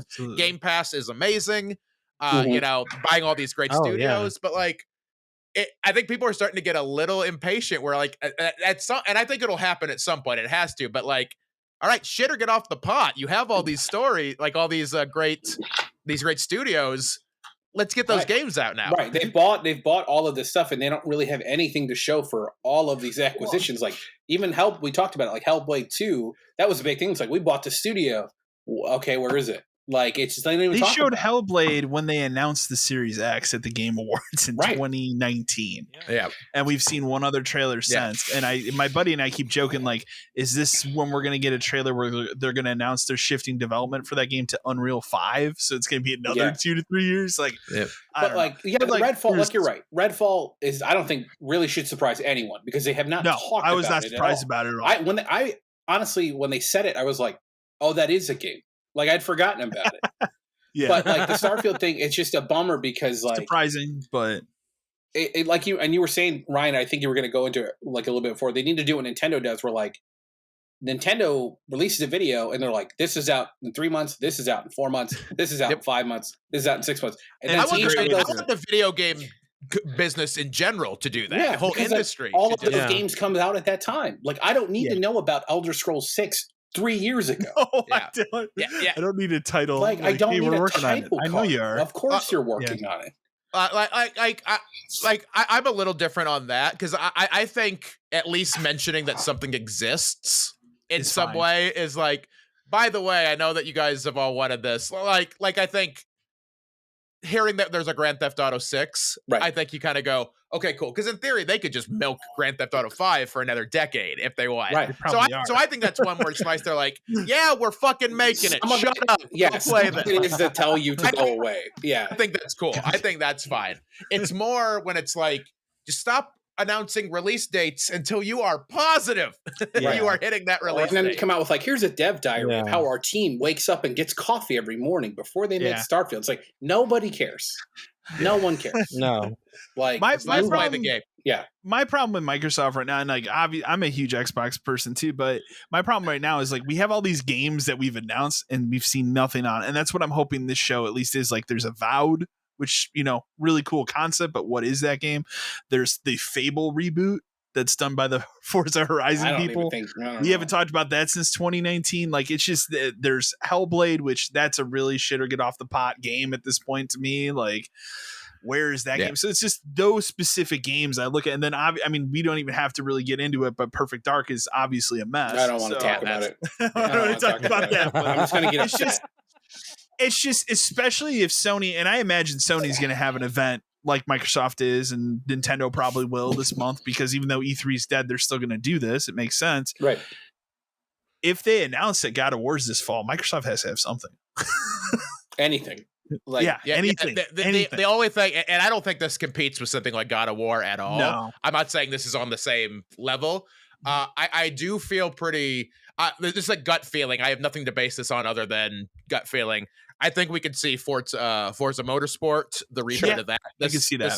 But again, that's a game that race fans love. And the Forza games, racing games in general, have generally been, let's show off what this new console can do. Here's how pretty things can look. Look at this rack. And they've been working on that for a while.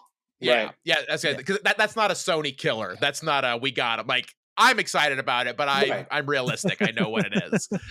I think they'll have a couple things, and Scorn looks cool, but nobody knows enough about what it is that it's really going to move the needle a ton. It could end up being a great game, but you know, it's not God of War. It's not you know, it's not the Pokemon games that Nintendo's releasing. Check out, you know, right. It's something you play when you're waiting. It'll be another for Game Pass game, Starfield. where I'll play it, I'll enjoy it. I mean, that's what's the great thing about Game Pass too, is like I don't have to, like, this upcoming week, Sniper Elite 5 comes out. My buddy and I are going to run through it. We've played all of those games.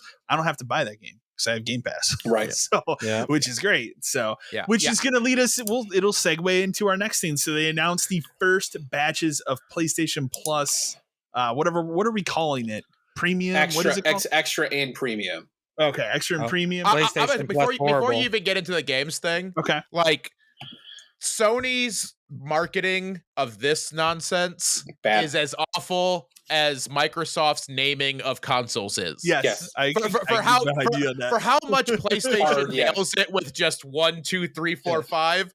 What the fuck is any of this? I don't know what tier anything means. I don't know what you're getting with anything. Didn't they release like a giant weird graph that had like Homer has some of it, and no tier had everything for some reason. So like this, I'm sure this service will have some good games eventually. I could give two shits about this right now because it's so confusing that I can't get my brain around it. Well, and the other thing that we've talked about, I think we talked about it last week. My thing is like, okay, cool, you're going to put classic PS1 games on here. That's great. The list of them is not very stellar, but like for people like you and I who have big video game collections, I have ways to play those games, and you know, very, very good ways to play those games, like in terms like even with emulation or something. So why would I pay for this service to do it there? I don't know. I just think the problem is like with this list of like the stuff that's going to be on it is like there's nothing about it that like I didn't expect, and like yet it's still disappointing because like the weird part is like a bunch of these PS4 and 5 games are the ones they gave you for free for being a classic, well, like a Plus member when you signed up. There's like 20 of those you get. Okay, so those are already on the list. Like so Persona 5 and and like Final Fantasy 15. And then it's like, you know, Everybody's Golf, which is a game we're shutting the multiplayer off for in a couple months. So enjoy it for free, but not with other people. And then it's all the stuff I'd expect, and it's kind of weird. And then they try to like amp it up, and it's like, well, yeah, but Ubisoft games are going to be on it too. It's like they're also going to be on Game Pass. Like it is not a selling point. No, that's not. If the other person has it. Like your meat is like I think the biggest thing they have that's going to be on there is sadly like Death Stranding and Returnal, I think, are like the two like games. I think I read 2 Demon Souls remakes. Well, that's but it's like that's because they milked it already. They milked that a year. Yeah. It's been out for a year and a half. It's going to be, and this is something new. I think these are all games that have been out for at least a year, because somebody brought up the point of like, why is Ratchet and Clank not on here? Right. Because I think Ratchet and Clank will be on it soon. Right. So yeah, I don't know. Like long term, it's hard to say one way or the other. But like Game Pass is showing itself to be profitable, and they're putting not just their own games, because like you can have the argument that Microsoft hasn't released enough great first party stuff day one, but like they're releasing third party stuff day one. Like it's not hurt. Like the service is making money. I mean, Forza Horizon 5 was day one. Here, and that game was huge. Dope, do you want a good example of how stupid this list is? Is MLB 22 available on the PlayStation Plus service? Nope. Is it on Game Pass? It's definitely on Game Pass. And who makes it? Sony does. Sony does. It's just like, what in the hell? Like, you couldn't even afford to do that one. I guarantee you, as a baseball fan, it is May 20th, so we're about 2 months into the season. Anybody wanted to buy that game, bought it. I already bought it. I wasn't waiting for it to show up on your mystical service in 3 months. So go ahead and put it on there and be like, see, there is a first party title. They could even use that as a bullet point, like first party titles that released in the past 3 months. But like they didn't even bother. And then you go and look at like the PS2 list. That's all stuff that's been available to buy for PS2, like backward stuff on the PlayStation for years. Hey, PS1 Siphon filter is getting trophies. All right, that's fucking cool as hell, though. It is cool. I can't argue that. I can't argue that. I think that's cool as hell. Siphon filter one. I think that's cool as hell because it's also going to push Microsoft to do it. Can you imagine? I hope they do. Microsoft is so like the past few years has been running such a far distant second place. Right. They're still in this mode that every time Sony does something, they're like, Microsoft will be like, Kyle, well, we're gonna do it 1,000 times better, motherfucker, because we got something to prove here. Yeah. It's like, can you imagine original Xbox games getting 1,000 gamer score? So here's what I'll tell you. On the rewards, like if you ever use the Microsoft rewards and you go on there, they put a thing up this past week that was like, hey, earn an achievement in Blinks the Time Sweeper. And because they did the top 10. They always do where you can get points for like whatever their top 10 list is for the month. Exactly. And Blinks is one of them. And to get the people points, you have like, to get an are achievement. they going to do this? So I think it would be really cool. I mean, I would go back and play like Morrowind or something. Oh God, yeah.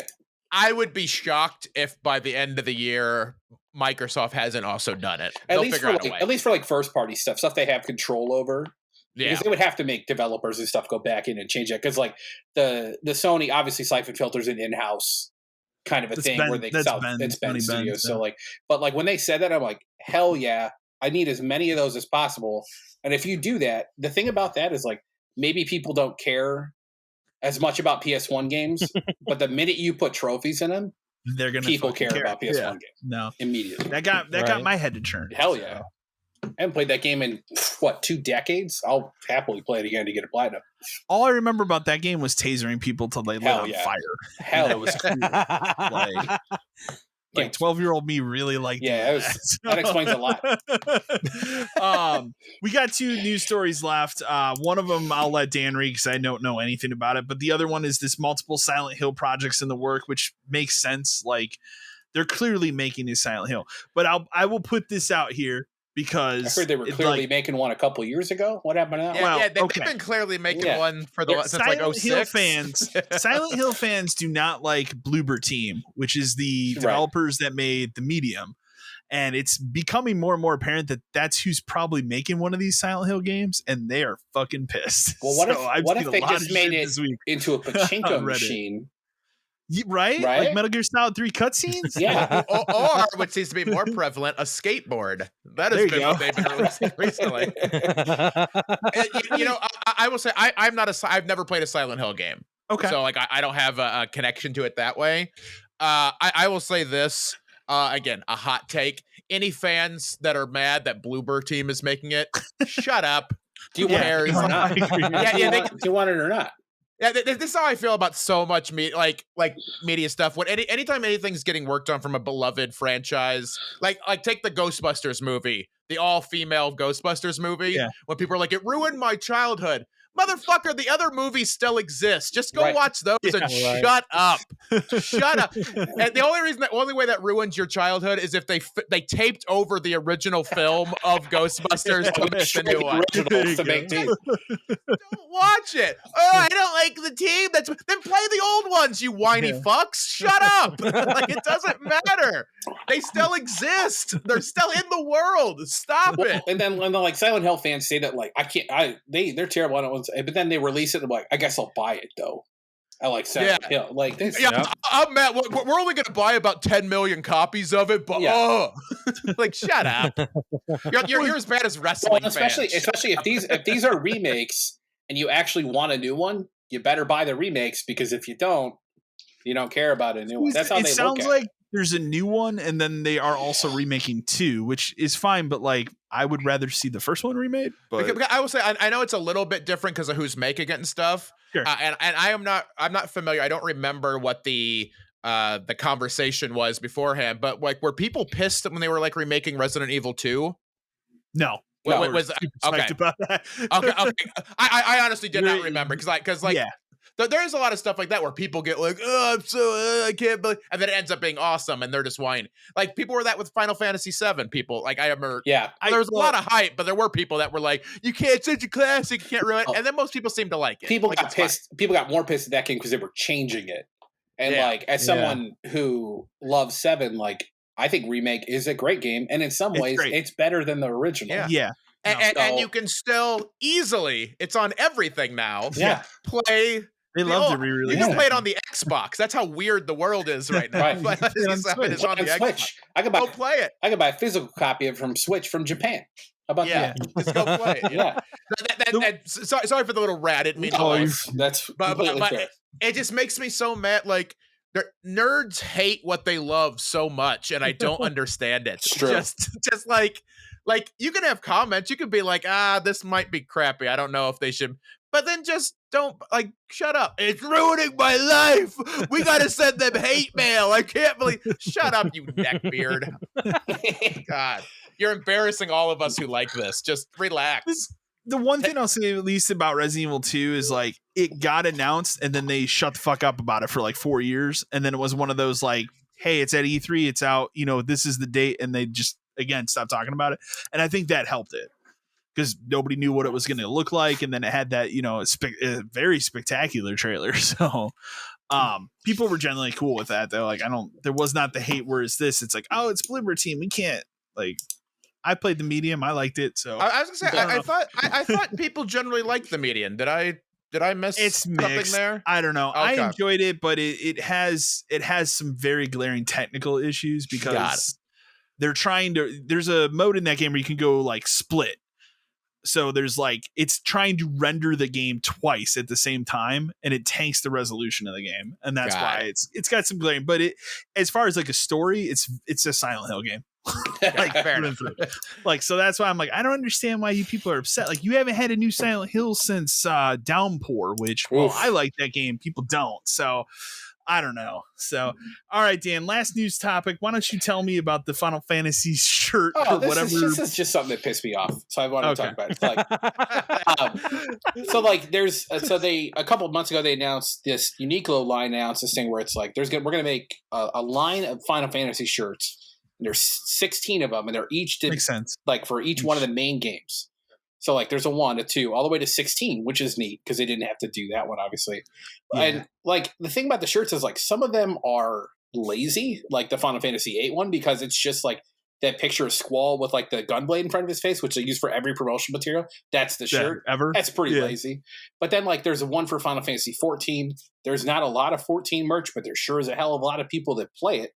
And then like I love 12, so I was like, maybe I'll get the 12 shirt just because it'd be cool to have a Final Fantasy 12 related shirt.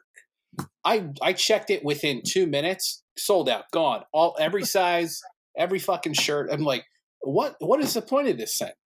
Yeah. Like you talked about these for 3 months and they're gone immediately. Then you go on Twitter, everybody's like, I had it in my cart and it's gone. It's like trying to buy a fucking PS5 and it's a t-shirt. Yeah. Like, I don't understand. Dude.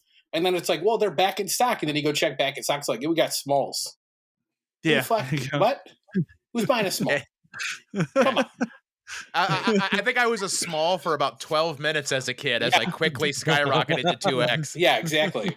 So it's just, it really like, and it's just one of those things where it's like, oh, we'll restock eventually. It's like, yeah, but I can't afford to spend every minute on Twitter refreshing your thing to see when something's like, it's a bummer because like they had to know there was a market for this. They had to know. Yeah. Well, I mean, that's about like, it's always tough with these kind of things too. Cause like it's a lot of it's probably bots. Oh, for sure. Because anything that gets hyped up, the bot specs are going to be able to, in theory, they think they can resell it later. Absolutely. And it's a thing like, I don't know how that gets fixed. Again, I'm an idiot. I don't know how companies fix that. I don't think I also don't know if they want to fix it at this point. What do they care? Because they're making the money. They don't care if the reseller then resells it. They just want people to own the consoles. And secondly, it builds up so much hype. Right. The demand, it keeps the demand flowing.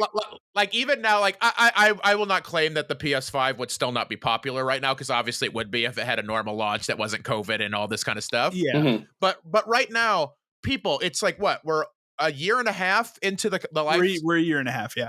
And people are still like, oh my, we need one. I need, like, there's still so much like fiery hype about like, God, I can't wait to get one. And I'm sure Sony, obviously they want people to have the consoles to sell games, but on the same token, like that's going to buy an extra 2-3 years of hype. That leads into another like quick like joke story where they're like, oh, now we have a bundle with Horizon. To sell to who? Like what? Who's that for? You can't even produce regular, but you can throw Horizon in it? Fuck off. Like just. Well, and as I've said before, like since PS5 has come out and I got my PS5, I have never seen one in a store. Nope. Ever. And you won't. Yeah, I've seen Series X. Everywhere you go, they all have the signs up. It's like, so. We don't sell them in store, too bad. And like, honestly, as someone who worked in a store that was never allowed to put up signs like that for a long time, thank God. Although not like people read signs because they don't. They're still going to ask. But even if the only thing I've seen in the wild is a lot of Series X and... I've seen a lot of S. Yeah. I know there was the story about like how Microsoft may have paid for chip priority, and I'll say good for fucking them. Yeah, if they did, you know, like Smart. Because they're right now they're money wise they're doing the best as of last month. They outsold in Japan, yeah. They outsold the other available because they have them, right. Yeah.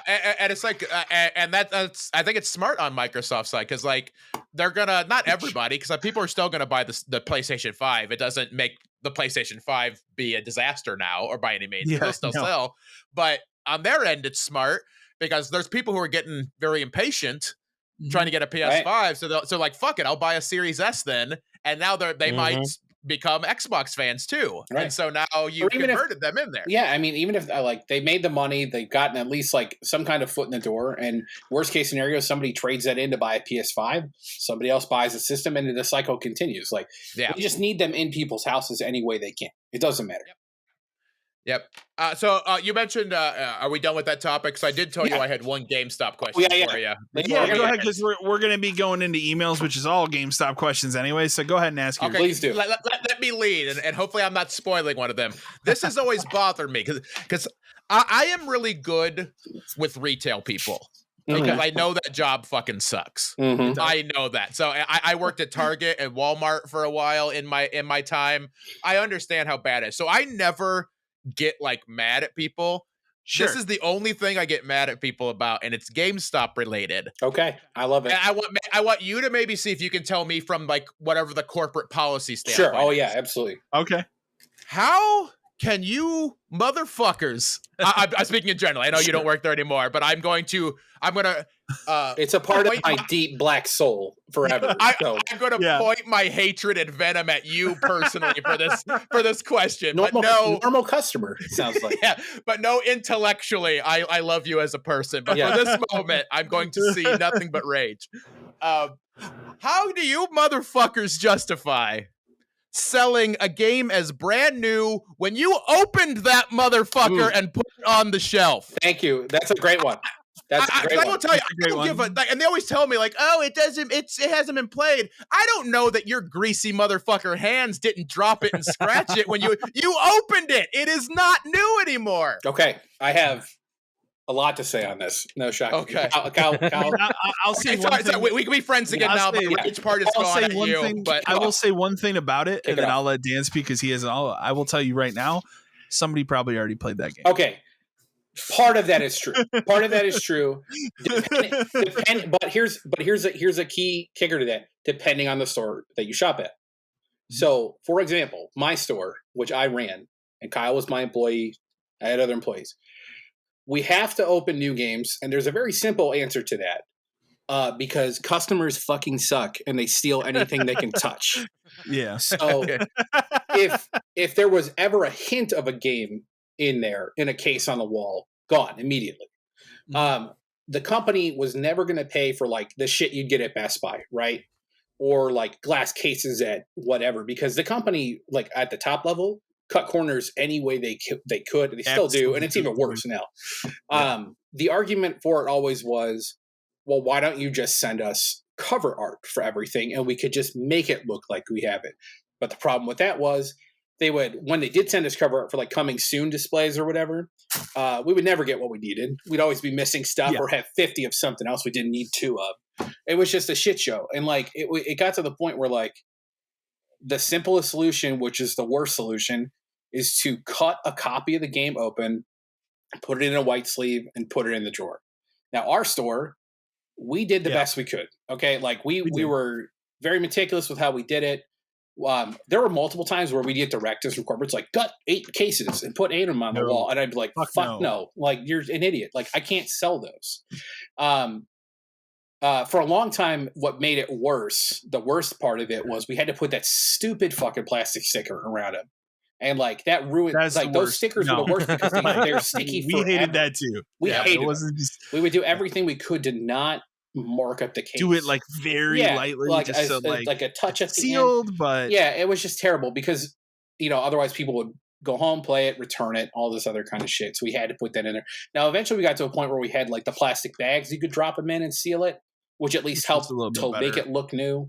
When I worked at Game Crazy, we didn't have to do that because all of our games were behind the shelf. But occasionally, if we did, we actually had a shrink wrap machine, so I could reseal stuff. Which, again, not as great, but it helped some people, like parents, who don't necessarily care. We hated it. We hated it. All of us hated it. Okay. Yeah. Employees hated it. And I know intellectually that's definitely a corporate directive. Yeah. But like, I've never got more mad at my life. And again, the thing that really set me off, it wasn't like, if you have to do that with one copy, great. But a lot of games, you only get one fucking copy. That's another problem. I'm not buying that. Yeah. So I'm not going to buy that now because it's not new. Because I don't know, like you said, someone might have played it. You could have just, not even being mean. I'm a clumsy motherfucker. I drop shit all the time. Someone might have dropped it. I'm not going to say that didn't happen. And then the other thing too, like, but what the only reason it really pissed me off, because most of the time I'll just ask, hey, do you have a sealed copy of this? If they don't, I just don't buy it. Right. And we would call around to other stores to see, like, because we were very close to 2 other stores. Yeah. And like, if you really want to seal one, we'd call them. But I mean, go ahead. Go ahead. But what really threw me off one time, like someone who was just spewing the company line so much, is somebody told us like, hey, do you have a seal? I can't remember what game it was. Like, do you have a sealed version of this? They were like, no, but you know what one of the benefits of pre-ordering is? The new games come sealed. And I'm like, they all came sealed. You opened it. You opened it. Sure. They didn't send it to you. Opened. It was sealed. Yeah. Suck it. Now, occasionally we would get ones that have like damaged seals. So we're like, great, this is the open one. But but and again, she was probably told to say that, but it made me so mad. That just means so if I do the pre-order, which I know that's what you guys get judged on, is how many pre-orders you get as well. Yeah. You're going to tell me, one of the perks? You know what else is a perk? I get that from if I order from Amazon. Guess what? It comes sealed. And it's probably going to be cheaper. That guy was just a corporate bootlicker, to be fair. Like, there are a lot of stores have at least one of those. It made me so furious. Like, the logic of it. That's not a perk. That's how it came. You took it off. Now another reason, like, why if that had come to me, and I would maybe mention the pre-order thing, but there's a specific reason, and Kyle knows this too. Like, up to a certain point in time, we would always get extras and stuff, like, constantly.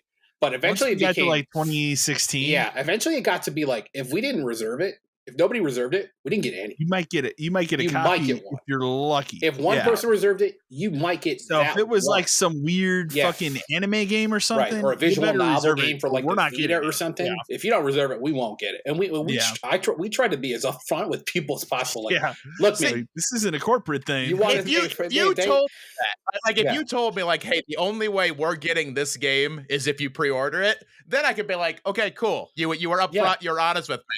Don't tell me a perk to get a sealed. I would never market sealed versions as perks. But to be like, the shortest answer is corporate forced us to do it because there wasn't a better way to do it, because people suck and they steal. People stole empty cases because they're lunatics. But it just sucks too, because like that's also from like a corporate being cheap like I know GameStop is always kind of it's sort of been on the fence about going out of business, it seems, for years. It's up and down, man. It's kind of always there.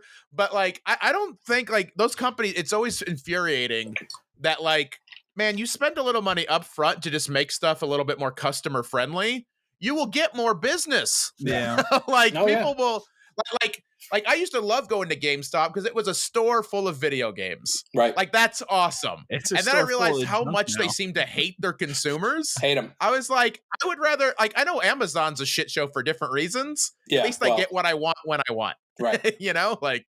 Yeah, it's just, I will tell you, like, that is something we hate. And I would say universally, even that guy who told you that hated it because he had to have conversations like that. And like, we hated it. The other thing I'll say too is, like, as I said, somebody probably played that game.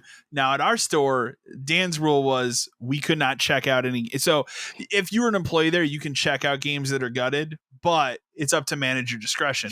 At the store I worked at, Dan's rule was we couldn't check out any new games. No new games. If it was used, who cares? Go nuts. You know, which is fine. Nobody, and I'll say this, at the 4.5, almost 5 years I was there, I don't think any one of us ever complained about that or cared. Because most of the games, there's still shit to play. Most of the time, if it was a game I wanted to play day one, I was already fucking buying it. So who cares? And sometimes, like, we had one guy who we worked with who would ask me occasionally, I go, you know the rules, man. Like, I don't care. Like, if other managers let you do it before me, that's not how I run my store. Like, that's like Ryan is talking about. Like, that's a disservice to the customer, and that's not why I'm here.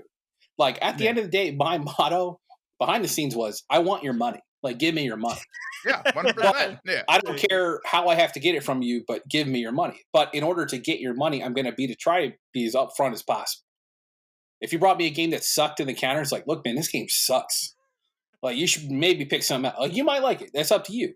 But buy it used and try it. But like, this game sucks. And that's one of those things that I think all businesses, not even just a GameStop, but like all businesses, if someone's honest with me, you're going to get my return business. Right. Yeah. If you get one sale, but I think you fucked me, not only am I never going to go there, but I'm going to tell, and maybe I'm a special case. A lot of these people don't know. I have a few 100,000 followers on social media. I will tell other people you fucking suck. and I have a pretty loyal fan base when it comes to certain things. So it's like, you don't know who you're pissing off. So like, spend a little money or maybe lose a little bit of a sale early on will get me to keep coming back if it came down to it, like if you came up to me and you're like, man, this is the game I really wanted. I can't find you a sealed copy. You know, I'm sorry I can't do it. Like, I would throw discounts after a certain point because it's just I'm like, and maybe you want it, maybe you don't. At that point, like, that's what I can do. See, and that was even the argument I would have with them sometimes. And like, I would never. Right. I'm yelling for comedic effect. I never actually yelled at an employee in person. But like, if all you have is an open copy, if you knock off like 10% because it's an open box copy, that's what I would do. I'll still probably buy that. Right. But like, if you're going to sell it as a brand new game, that shit better be brand new. And that's not. You knock off 10% though, we'll talk. You got a sale. 10%. 10%. I would offer them. I'd go, you got 10% and you got 30 days if it doesn't work. And like, since this is my last one, when I sell it to you, maybe I get another one in. Like, you know, like, but if you don't want that, then I got no time for you. Get out. Yeah. And that's like, because like, at least you give the option to the customer to like, then I can make the decision, like, because there are certain games I want sealed because I'm a collector, right? You know, so I might have digitally, but like, I want to have a mint sealed copy for display purposes. So that lets me like, no, thank you, this isn't going to work for me. But like, when they're just like, no, it's a brand new game. No, it's not. Yep. You don't know what brand new means. You opened it. Yep. Well, like Best Buy doesn't sell you a TV that's been on the shelf. It's like, well, no one's really taken this home and put anything, it's not been hooked up to a DVD player, so it's brand new. No, motherfucker, it's been out of the box being used forever. Right. Yeah.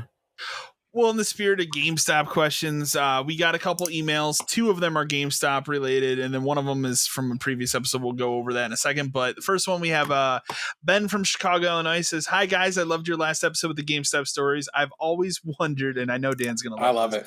I've always wondered what it took for someone to get banned from GameStop. I've read online and seen videos on YouTube about people getting trade banned. Is this something that ever happened at your store? If so, how did you deal with it?" Dan, you take it away. Okay, I'll take it away. I'm going to let you take it away. I will start by saying that in terms of regular band and not trade band, because there are 2 different things. Regular band. Talking about regular band, or are you going to talk about the kid that was going to hold us up? Well, I forgot That's about that. a good story. Now. So That's a good story. There's a couple ways to get actually banned now that I remember it. But I will say that to get actually banned, like from being able to even be a customer at GameStop, is incredibly hard. Because even at the store level, if we know that you shouldn't be here anymore, we have to convince multiple people above us that this is true. And like, they would never listen to us. So the one Kyle alluded to, I'll go over that one quick. Basically, I was working. Were you with me? No. I think I came into close. The police officer fucking comes in and it was like, "Hey, I need to talk to you." And I'm like, okay. So we go in the back room, we start talking. Basically, this kid had told his buddy while they were playing on Xbox or some shit that he was planning to rob our store. And he had like drawn a map, and the police officer like showed me the map. And like the funny part was he's like he mapped out like the part you could see. But like obviously we had a back room, and the way our store worked, we had a back room and then a system room that locked, and then a back door and a bathroom, and it was kind of a weird shape, which is a key to this thing, because you couldn't just run straight out the door; you'd run into a wall. But he had drawn this out, and my favorite part about the map was like the entire back room was just a box with a question mark in it. So clearly this guy had done his research, and he was planning to hit us pretty hard. So basically, the cop told me, he's like, "It's seriously like a question block from Mario games. You don't know what treats can be in there. Doesn't know what's going on back there." But like to get back there, you'd have to have keys. Like it's just like this kid wasn't thinking, and obviously wasn't thinking because he told his buddy. So the cop's like, "What do you want to do?" And I said, "I want him gone. Like, I don't want that kid to set foot in here." Yeah. All right, cool. I will tell him. Are you going to press charges? I'm not going to press charges. Just, he can't come here anymore. It was like 17-year-old kid. So months go by, and this fucking kid walks in the store with his dumbass friend. And like, it's funny too, because you look at the kid and he's a meek, shy kid. I don't even remember. I remember you showing me the picture of him, and I knew who he was because I was like, we'd seen him before. Yeah, we're like, it was weird. Like that kid. Wow. I mean, maybe it is the quiet ones, but like that kid never gave off the vibe of like that. Not at all. So he was clearly like joking around, but he walked in, and I think I looked at him. I said, "You can't be here." And he kind of took it and he left. But then I called the cops, and this cop came in and she talked to me, and I said, "This kid can't be here." She drove to his fucking house and knocked on the door and talked to his mom. And then we never saw that kid again. But that kid was effectively banned for being a dumbass kind of ban. Yeah. That's a different kind of ban. Trade ban. Well, there's another kind of ban. And Kyle, you know who I'm talking about. I'm not going to say his name, but you know who I'm talking about. We can't reveal. I'm not going to dox people who were pieces of shit at a GameStop 6 years ago. I think we should dox. I think that's if you want that internet clout, if you want to be cool on Reddit, maybe I DM you his email address and you just accidentally tweet it one day. Yeah, I'll get it out to my followers. At CrippleThreat8 if you want to see who this person was, that will be revealed tomorrow. This guy was what can only be described as a colossal fucker. Like, he was just the worst. He was the kind of guy who spends his day and his week and his overall time trying to scam retail stores. Everything. Coupons. This, that. You don't help me, I'll call your district manager. Dominoes. Like, just complete piece of shit. He had our district manager on speed dial on his flip phone. First of all, anytime we denied him for doing something he couldn't do, he would try to tell on us. Yeah. And we finally got to a breaking point where, like, he was trying to trade in 2 copies of basketball. And we had trade limits where it was 1 copy of 1 game, period. Just to also there was a promotion on that game. So if he would have traded both those in, he would have got absurd. Yeah, for what he paid, and we knew what he paid because he'd scammed Amazon to get him. Mm-hmm. It's because what this guy's downfall was eventually Kyle had this genius idea of, well, we have his email on file. I wonder if he uses it for other things. And we Googled it, and sure enough, he did.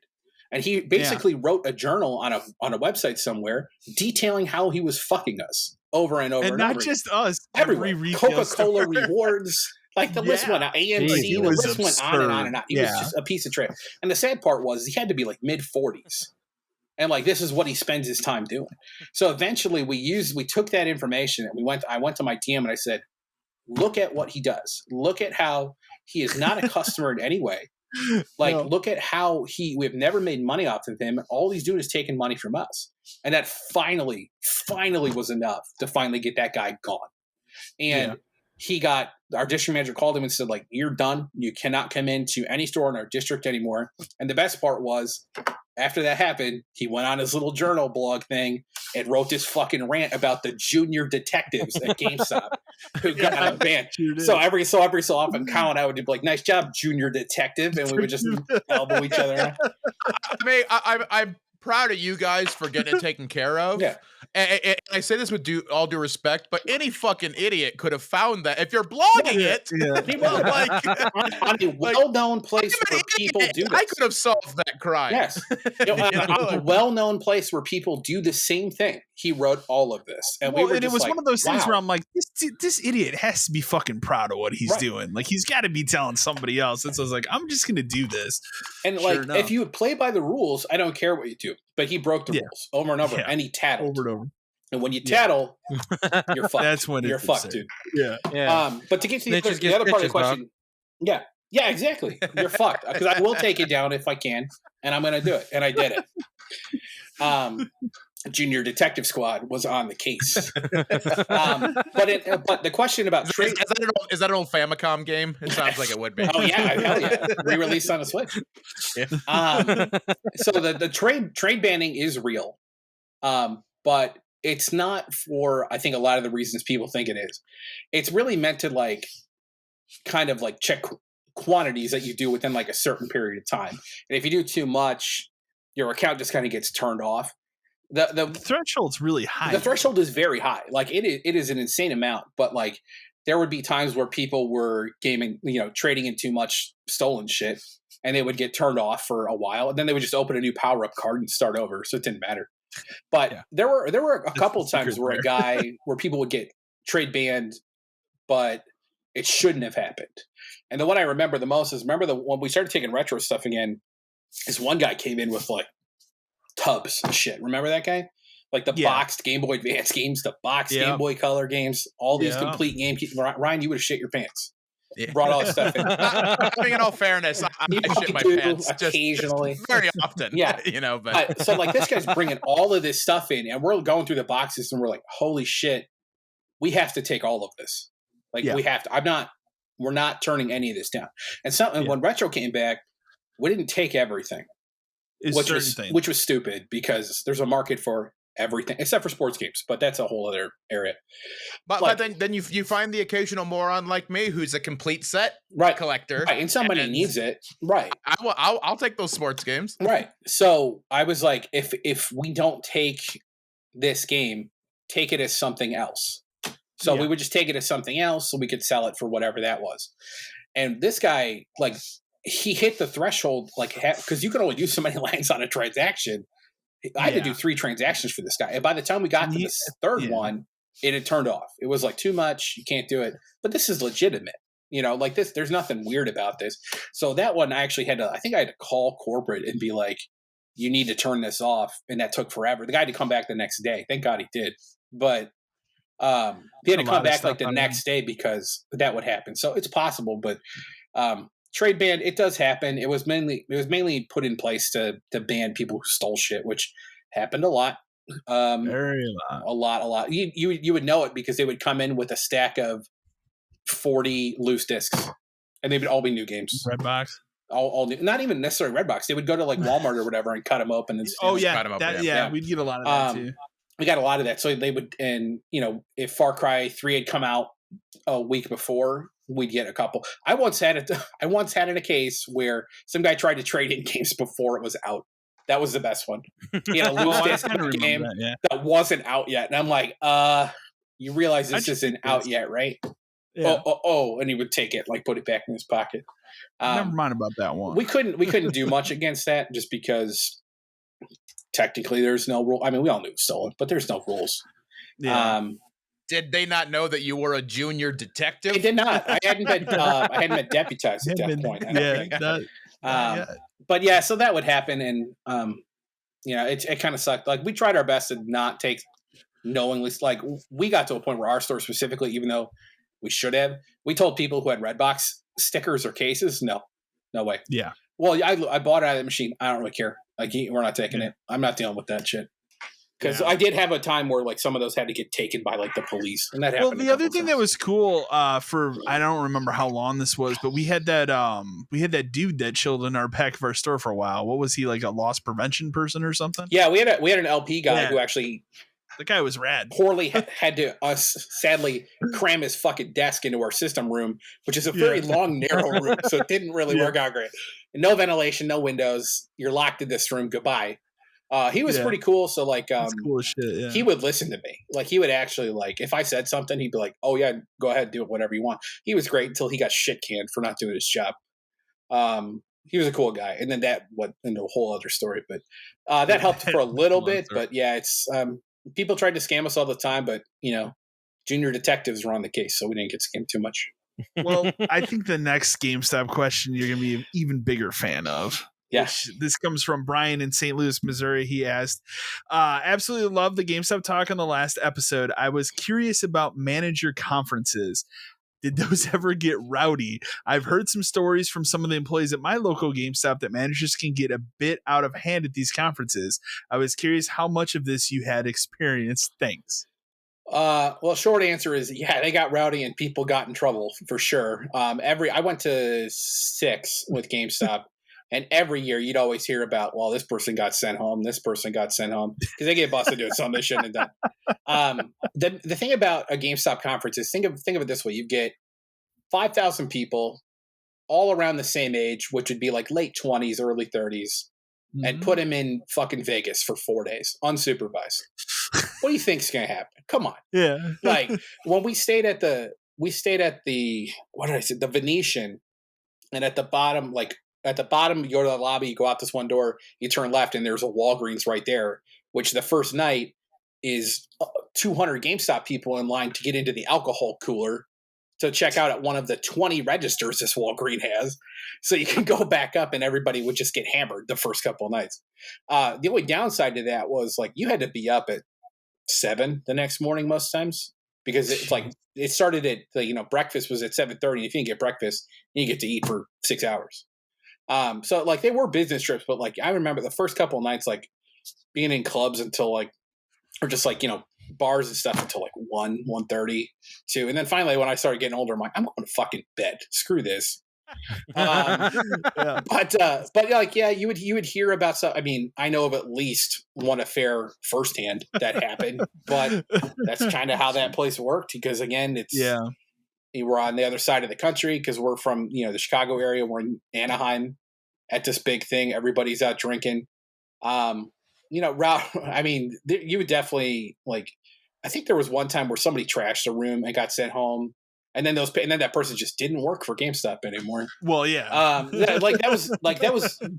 wished well in their future endeavors. Yeah, it was the kind of thing where they put your ass on a plane and then you were never heard from again. So like, we always joked his conference was a good way to get fired. Like for sure, because there would always be somebody that would leak something too. Yeah, so the leak story is a good one. I'll get to that after the next part. But like, there was one year where my district manager, we were coming down out of the hotel to go to the airport because this is the last day, and my flights. I always took the earliest flight possible, so it's like 6 o'clock, right? We're walking out of the elevator. It's like 4:30. My district manager just hanging back in a chair at a slot machine, pulling the thing, and we're like, "Did you go to bed? What time is it?" It's like 4:30 in the morning. No. What time are you leaving? Oh, I'm going out tomorrow. And then, all right, later. So he just hung out at the slot machine for at least, because he was there. I saw him the night before. It's the same one. So the leak story is good because this isn't necessarily getting rowdy, but this is just another example of how to get sent home and fired, or like you want to talk about maybe junior detectives. These were senior detectives on the case. Yeah, no. So we were in we would go to little rooms, right? So it'd be like the Nintendo room for an hour, and they'd tell us about all the shit. Go to Sony room, and then but you'd have to go to small rooms too, like Mad Cats, where a British man would yell at you for 40 minutes about the steering wheel they're releasing. That guy sucked. But one of them was PDP, which if you don't know PDP, they make a lot of like third-party shit accessories. And the hype was, this was the months before the Wii came out. And we're sitting in the PDP room. We're the first people to go in this room. The Wii U. Yeah. No, Wii. It was regular Wii. Okay. No, you're right. It was Wii U. I'm sorry. Okay. It was. But they were showing like, check out this charger stand we're going to have and this other thing we're going to have. And like the key part to this is nobody knew anything about the Wii U release. Nobody did. And this dumbass in the first row, the PDP guy who was amped up and yelling about this tennis racket accessories he's going to sell us. It's day and date with the Wii U, whatever the date was. And we're all just like, what? Keep saying the date. He kept saying it over and over again. We're looking at each other like, did he just tell everyone at a GameStop in this room something no one is supposed to know? And we're like, oh man, he's fucked. So like we walk out. I shit you not. I think I texted you, and I texted my assistant at the time immediately. I said, "You're not going to fucking believe what just happened," because this was a big deal. Like this is a monster deal. Within 20 minutes, it's on every fucking internet site there is. Kotaku, and we're like, I saw it, and I'm like, oh shit, because that means it's one of the 60 people that were in that room. Yeah. Immediately, our district manager hunts us down. Who did it? Everybody in that room was immediately like a fucking suspect number one. And we're like, oh shit. Because we know if it's you, you're done. Like you're because there's not technically an NDA, but like you're done. And like that guy, I'm sure was fired the second they can find a reason to get rid of you. Absolutely. That's not what it is. They were hunting, hunting for people. They're like, we got people coming down to the thing now to like ask around and find out who did it. And like, I was like, oh shit, I texted Kyle and I texted this other guy. Like, I fucking swear to God, if one of them did it, I'm fucked. And then Kyle's like, I didn't fucking tell anybody. Who would I tell? Who am I going to tell? Yeah. Who the fuck am I going to tell? It was just funny because like eventually they kind of backed up. But then like every night we'd have like a district dinner where like we'd get dinner bought for us. So we went to this like Mexican, this was in San Antonio. We're in like a Mexican restaurant. And I swear to God, we sit down.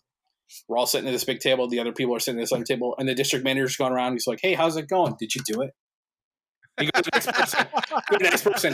Hey, how's it going? Like, you do it? Like he's a we're like, character. Like he's just and it's like one of those things where it's like if you didn't raise your hand, they were like, what? Huh? Like, so he was just trying to gotcha everybody, and we're just like, this is fucking wild.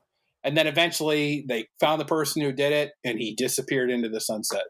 But it was wild. That's why the Wii U failed. Yeah, that's it. Because the PDP accessory manufacturer didn't realize he was telling a lot of people who shouldn't know the date of the Wii U launch. That was really funny. That was really funny though, because like I just remember staring at the guy next to me and be like, did he say that? And then he said it again immediately. And I'm like, oh God, this is gonna be bad. But I would be curious to find out what happened to that guy. Oh, I'm sure he was shit canned. Like, I would assume he probably didn't give presentations the rest of the day or the next day or ever again. Like, that was because, like, again, we didn't have an NDA, but I bet you that guy did. Yeah. Oh, absolutely. Because I will tell you, if he's the reason the Wii U failed, I'm mad. Because the Wii U is one of, I think, my most underrated consoles. I love my Wii U. But if it didn't fail so much. But if it didn't fail, you'd have to own so many more Wii U games. Would you have a complete set? Because I'm a psychopath, eventually I would. Okay. Yes. All right, that's fair. Hey, just quick question about your collection. Like you said, you said earlier, like what you considered a complete set. I take it you probably don't have like the weird Nintendo Store bullshit Mario Kart thing. So I without having my list in front of me, I'm missing probably 7 or 8 things that are along those lines. The weird stuff that like didn't exist. So I don't have the Nintendo New York exclusive Hyrule Warriors and Mario Kart 8. Yeah. I'm still looking for the Luigi Wii Remote bundle with Nintendo Land. Yes. Okay. Yeah. Okay. So I miss a couple weird things like that. the Just Dance 2015 Nintendo Selects version is incredibly hard to find. Oh yeah, because it almost didn't exist. Yeah, so like I'm missing a couple weird oddities like that. You have all of the games. It's just you don't necessarily have all of like the offshoot. So I have all the games and a lot of the offshoots. Like I have all the amiibo bundles. I have the special editions for like Tokyo Mirage, the and Skylander Chronicles, the Skylander shit. I have I'm missing a couple of those, but I have a lot of those. I have the Guitar Hero 1 and 2 guitar bundles. Like I got a lot of that shit, and I'm still actively looking for them. Yeah. But I, for all intents and purposes, my collection is complete.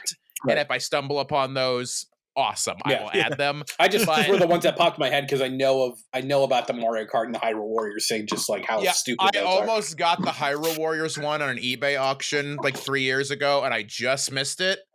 And then that's when a little bit after that's when the Wii U started to like now it's a fucking exploded cash cow. So yeah, I'm gonna have to have a nice fan or person donate it to me at one point. Hey man, there you go. Just tweet it. Any listeners? There you go. All right, well, we have our final question. It comes from Skylar in Raleigh, North Carolina, and this is not a GameStop question. Boo. Yeah, boo.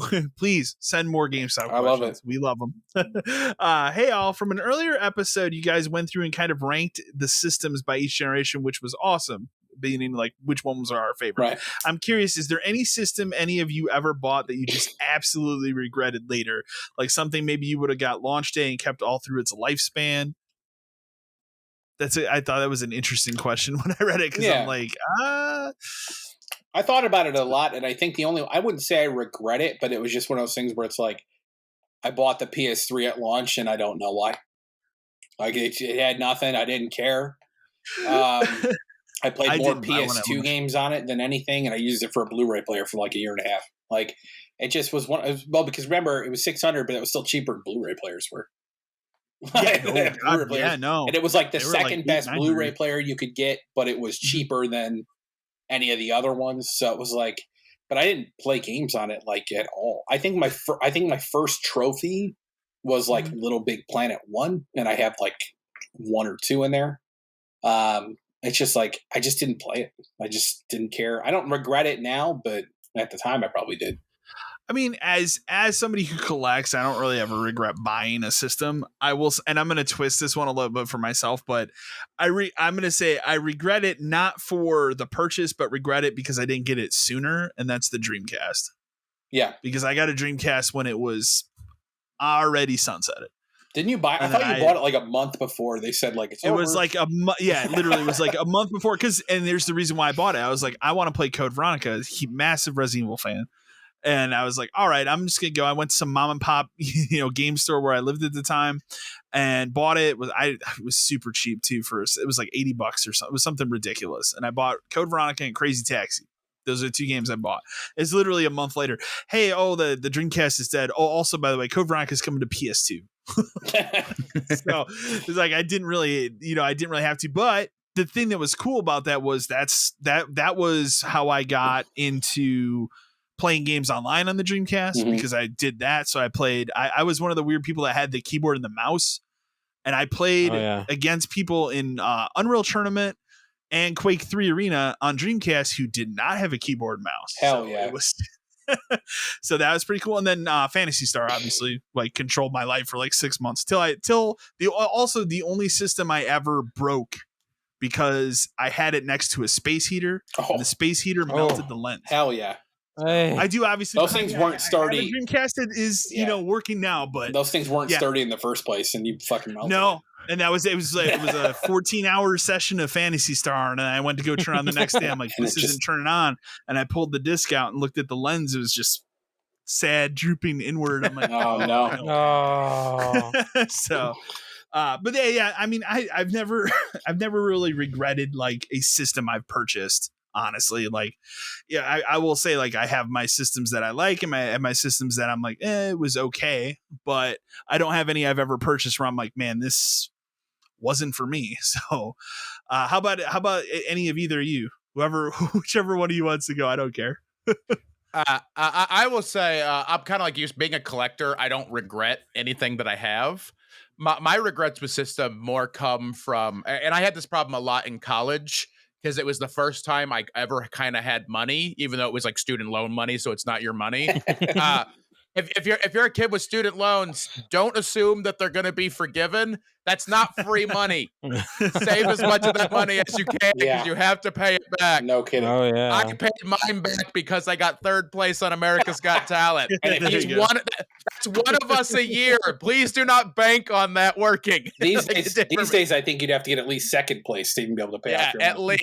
At least. But I always regretted buying consoles, not because of the quality of the console, because I when it comes to gaming, I tend to have, despite some of my opinions you've heard tonight, I generally try to be more positive about it. Even something I don't like, it's still my hobby. I can find something redeeming in a shitty game or a shitty, there's always some fun to be had. Some of the most fun I've had is playing terrible games with my friends, just as much as playing a great game, So, but the regrets I've always had is kind of like dipping my toes into something, but I was so broke in college, I immediately had to resell it. Okay. My brain would be like, oh God, I gotta have the GameCube. Like, I want to play this so much. And then within like 3 weeks, I'm like, well, shit, I also have to eat. I just had thought of that. And then I have to sell it. So I've regretted purchases like that. But even the garbage that I have in my collection, it's my garbage and I love it. So. Understand. How about you, Matt? So I'm a weird collector. I'll definitely say that. I don't buy systems at launch. Never have, never will, just because I always have a fear that something's going to go wrong. So like a red ring? Like a red ring, yeah. So I always wait at least like the first 6-7 months so that all the bugs get worked out before I do buy anything. But again, as a collector, there's nothing I like regret buying. I think the only system I probably would say that I don't really pour money into is the Wii. That's just it. It's just because it's just it's not anything that's really fun to play. It's not aside from Wii Sports or Wii Sports Resorts, there's really most of nothing. The Wii has not aged well. I think that's kind of the point. Like, it's kind of a 64. Yeah, it was its own thing. Like, it was designed for a specific purpose. Like. At a specific time, right? And it was lightning in a bottle. I tell people a lot of times, like, I bought a Wii, and like the only video game my mom ever played in her entire life is Wii Sports, and it's because she walked into the room and saw me playing with my sister. She would never touch anything before, never touched anything else ever again. But like, that's what that system was. It got everybody. Well, and to be honest, it saved Nintendo's ass. Like, we love the GameCube now, but the GameCube then. Not good. Like, I loved it, but nobody bought it ever. I was working at Game Crazy when that was out. Hell, that was distant third. That ended up getting half the wall space of either of the other systems, and at certain points it was less. But like with the Wii just like I don't really like it that much either. Like, there's a couple of games on it that are great, but like I like Twilight Princess couldn't hook me because I got tired of the waggle shit like immediately. Yeah. And Ryan, like, I hate the nunchuck just because it sucks, not because I can't necessarily use it. It's just terrible. Yeah. It's just that was the Wii was a big middle finger from Nintendo to me that I could not return. Yes. But I mean, I will say now, with the fact that you can mod the Wii to do so much emulation, it serves its purpose now. But there's really nothing I could think. The only other thing that I could think of that I bought that I maybe just regretted is the Game Gear, because of how much batteries I had to pour into that thing. That thing's a nightmare. That thing was probably the worst ever. That thing saved Duracell. Duracell exists because of the Game Gear. Well, didn't it take like six? It took six double A's. 6 double A's. And you could maybe get 90 minutes to 2 hours. I was going to say like 3 hours. Yeah. Maybe. Yeah. So, I'll say this. So, while I was the Super Nintendo kid like everybody else, I asked for Christmas. I really wanted a Game Boy because I wanted to play Castlevania. I wanted like all those Nintendo games. My parents, specifically my dad, they go to the store for Christmas to get me something. Oh, I know what happened. And they see Game Gear and they go, "Oh no, this is in color. It's in Who's color. gonna like that?" So I got a Game Gear for Christmas that year. So I didn't have a Game Boy until Pokemon Red and Blue. Cal just played a shitload of columns for like 2 years. I played a lot of Sonic the Hedgehog 2. And a very zoomed in Sonic the Hedgehog very 2. zoomed in Sonic. So I played a lot of Sonic the Hedgehog 2 and then Batman Returns. But the thing I'll say is, like, anytime we went on a car ride, in that era, I could maybe get an hour. Couldn't bring it. I had to. We immediately at some point we went and got like the little cigarette adapter to charge it because it's like I can't play this thing. Whereas an original Game Boy would have lasted you an entire car ride to Florida and back. Yeah, and then you those original Game Boys. Like, I mean, this is a pretty famous story, but it literally survived the Iraq War. Yeah. Like, bombed. You could have run over. You could have run it over with the car you were driving to Florida, and it still works. It still works now. They have that displayed at Nintendo New York, and it still works. That's cool. So, but yeah, no. Meanwhile, you can't even buy a Game Gear in 2022 that has the battery cover because those things all broke because you had to buy so many batteries and replace them all the time. Or the capacitors in them haven't blown. Oh, yeah. Oh, goodness. But yeah, that's. But other I wasn't expecting to get so fired up tonight, guys. Thank you. You're welcome. But yeah, that's pretty much going to wrap up the podcast for this week. Ryan, why don't you go ahead and plug whatever you want to plug? Sure. Yeah. Sorry for making it long, but I think this was fun. I had a good time. Yeah, definitely. So cripplethreat.com is my website. I'm still getting the calendar updated, but you can see all where my live dates are going to be. Cripplethreat8 is all my social media, Instagram, Twitter, Facebook. As Matt will attest, I do respond to things a lot. That's why we're here. He's commented on something on Twitter, and now we're buddies. So I tend to be very... as best I can, I communicate. I like doing it. It's fun for me. Twitch.tv/cripplethreat8. I'm doing the Ryan Rank stuff. I'm trying to stream at least 4 or 5 times a week when I'm not touring. So when I'm home, I'll be doing that a lot. Come check it out. It's very positive energy. We try to just have fun. I'm not amazing at games, but we have a good time. That's the point. And yeah, that's kind of just for me. I appreciate you guys. Anytime you want me to come back, I would love to absolutely. do this. Yeah, nice we all had a blast. For a couple hours. Yeah, for sure. It was great. I mean, it was great having you. Like, I'll be honest, like, this is episode 11, and it's only downhill from here. Well, then just have me back every week, and we can keep this high. That's what we can do. I can't match its energy every 2 weeks for 2 hours. All right. Well, that's going to do it for us. Thank you, everyone, for listening. As always, send your questions to podcast572@gmail.com, especially the GameStop ones, because I know Dan specifically loves them. And we will catch you in another 2 weeks. Thank you for listening. Thanks for coming, Ryan. Have a great one. Thank you.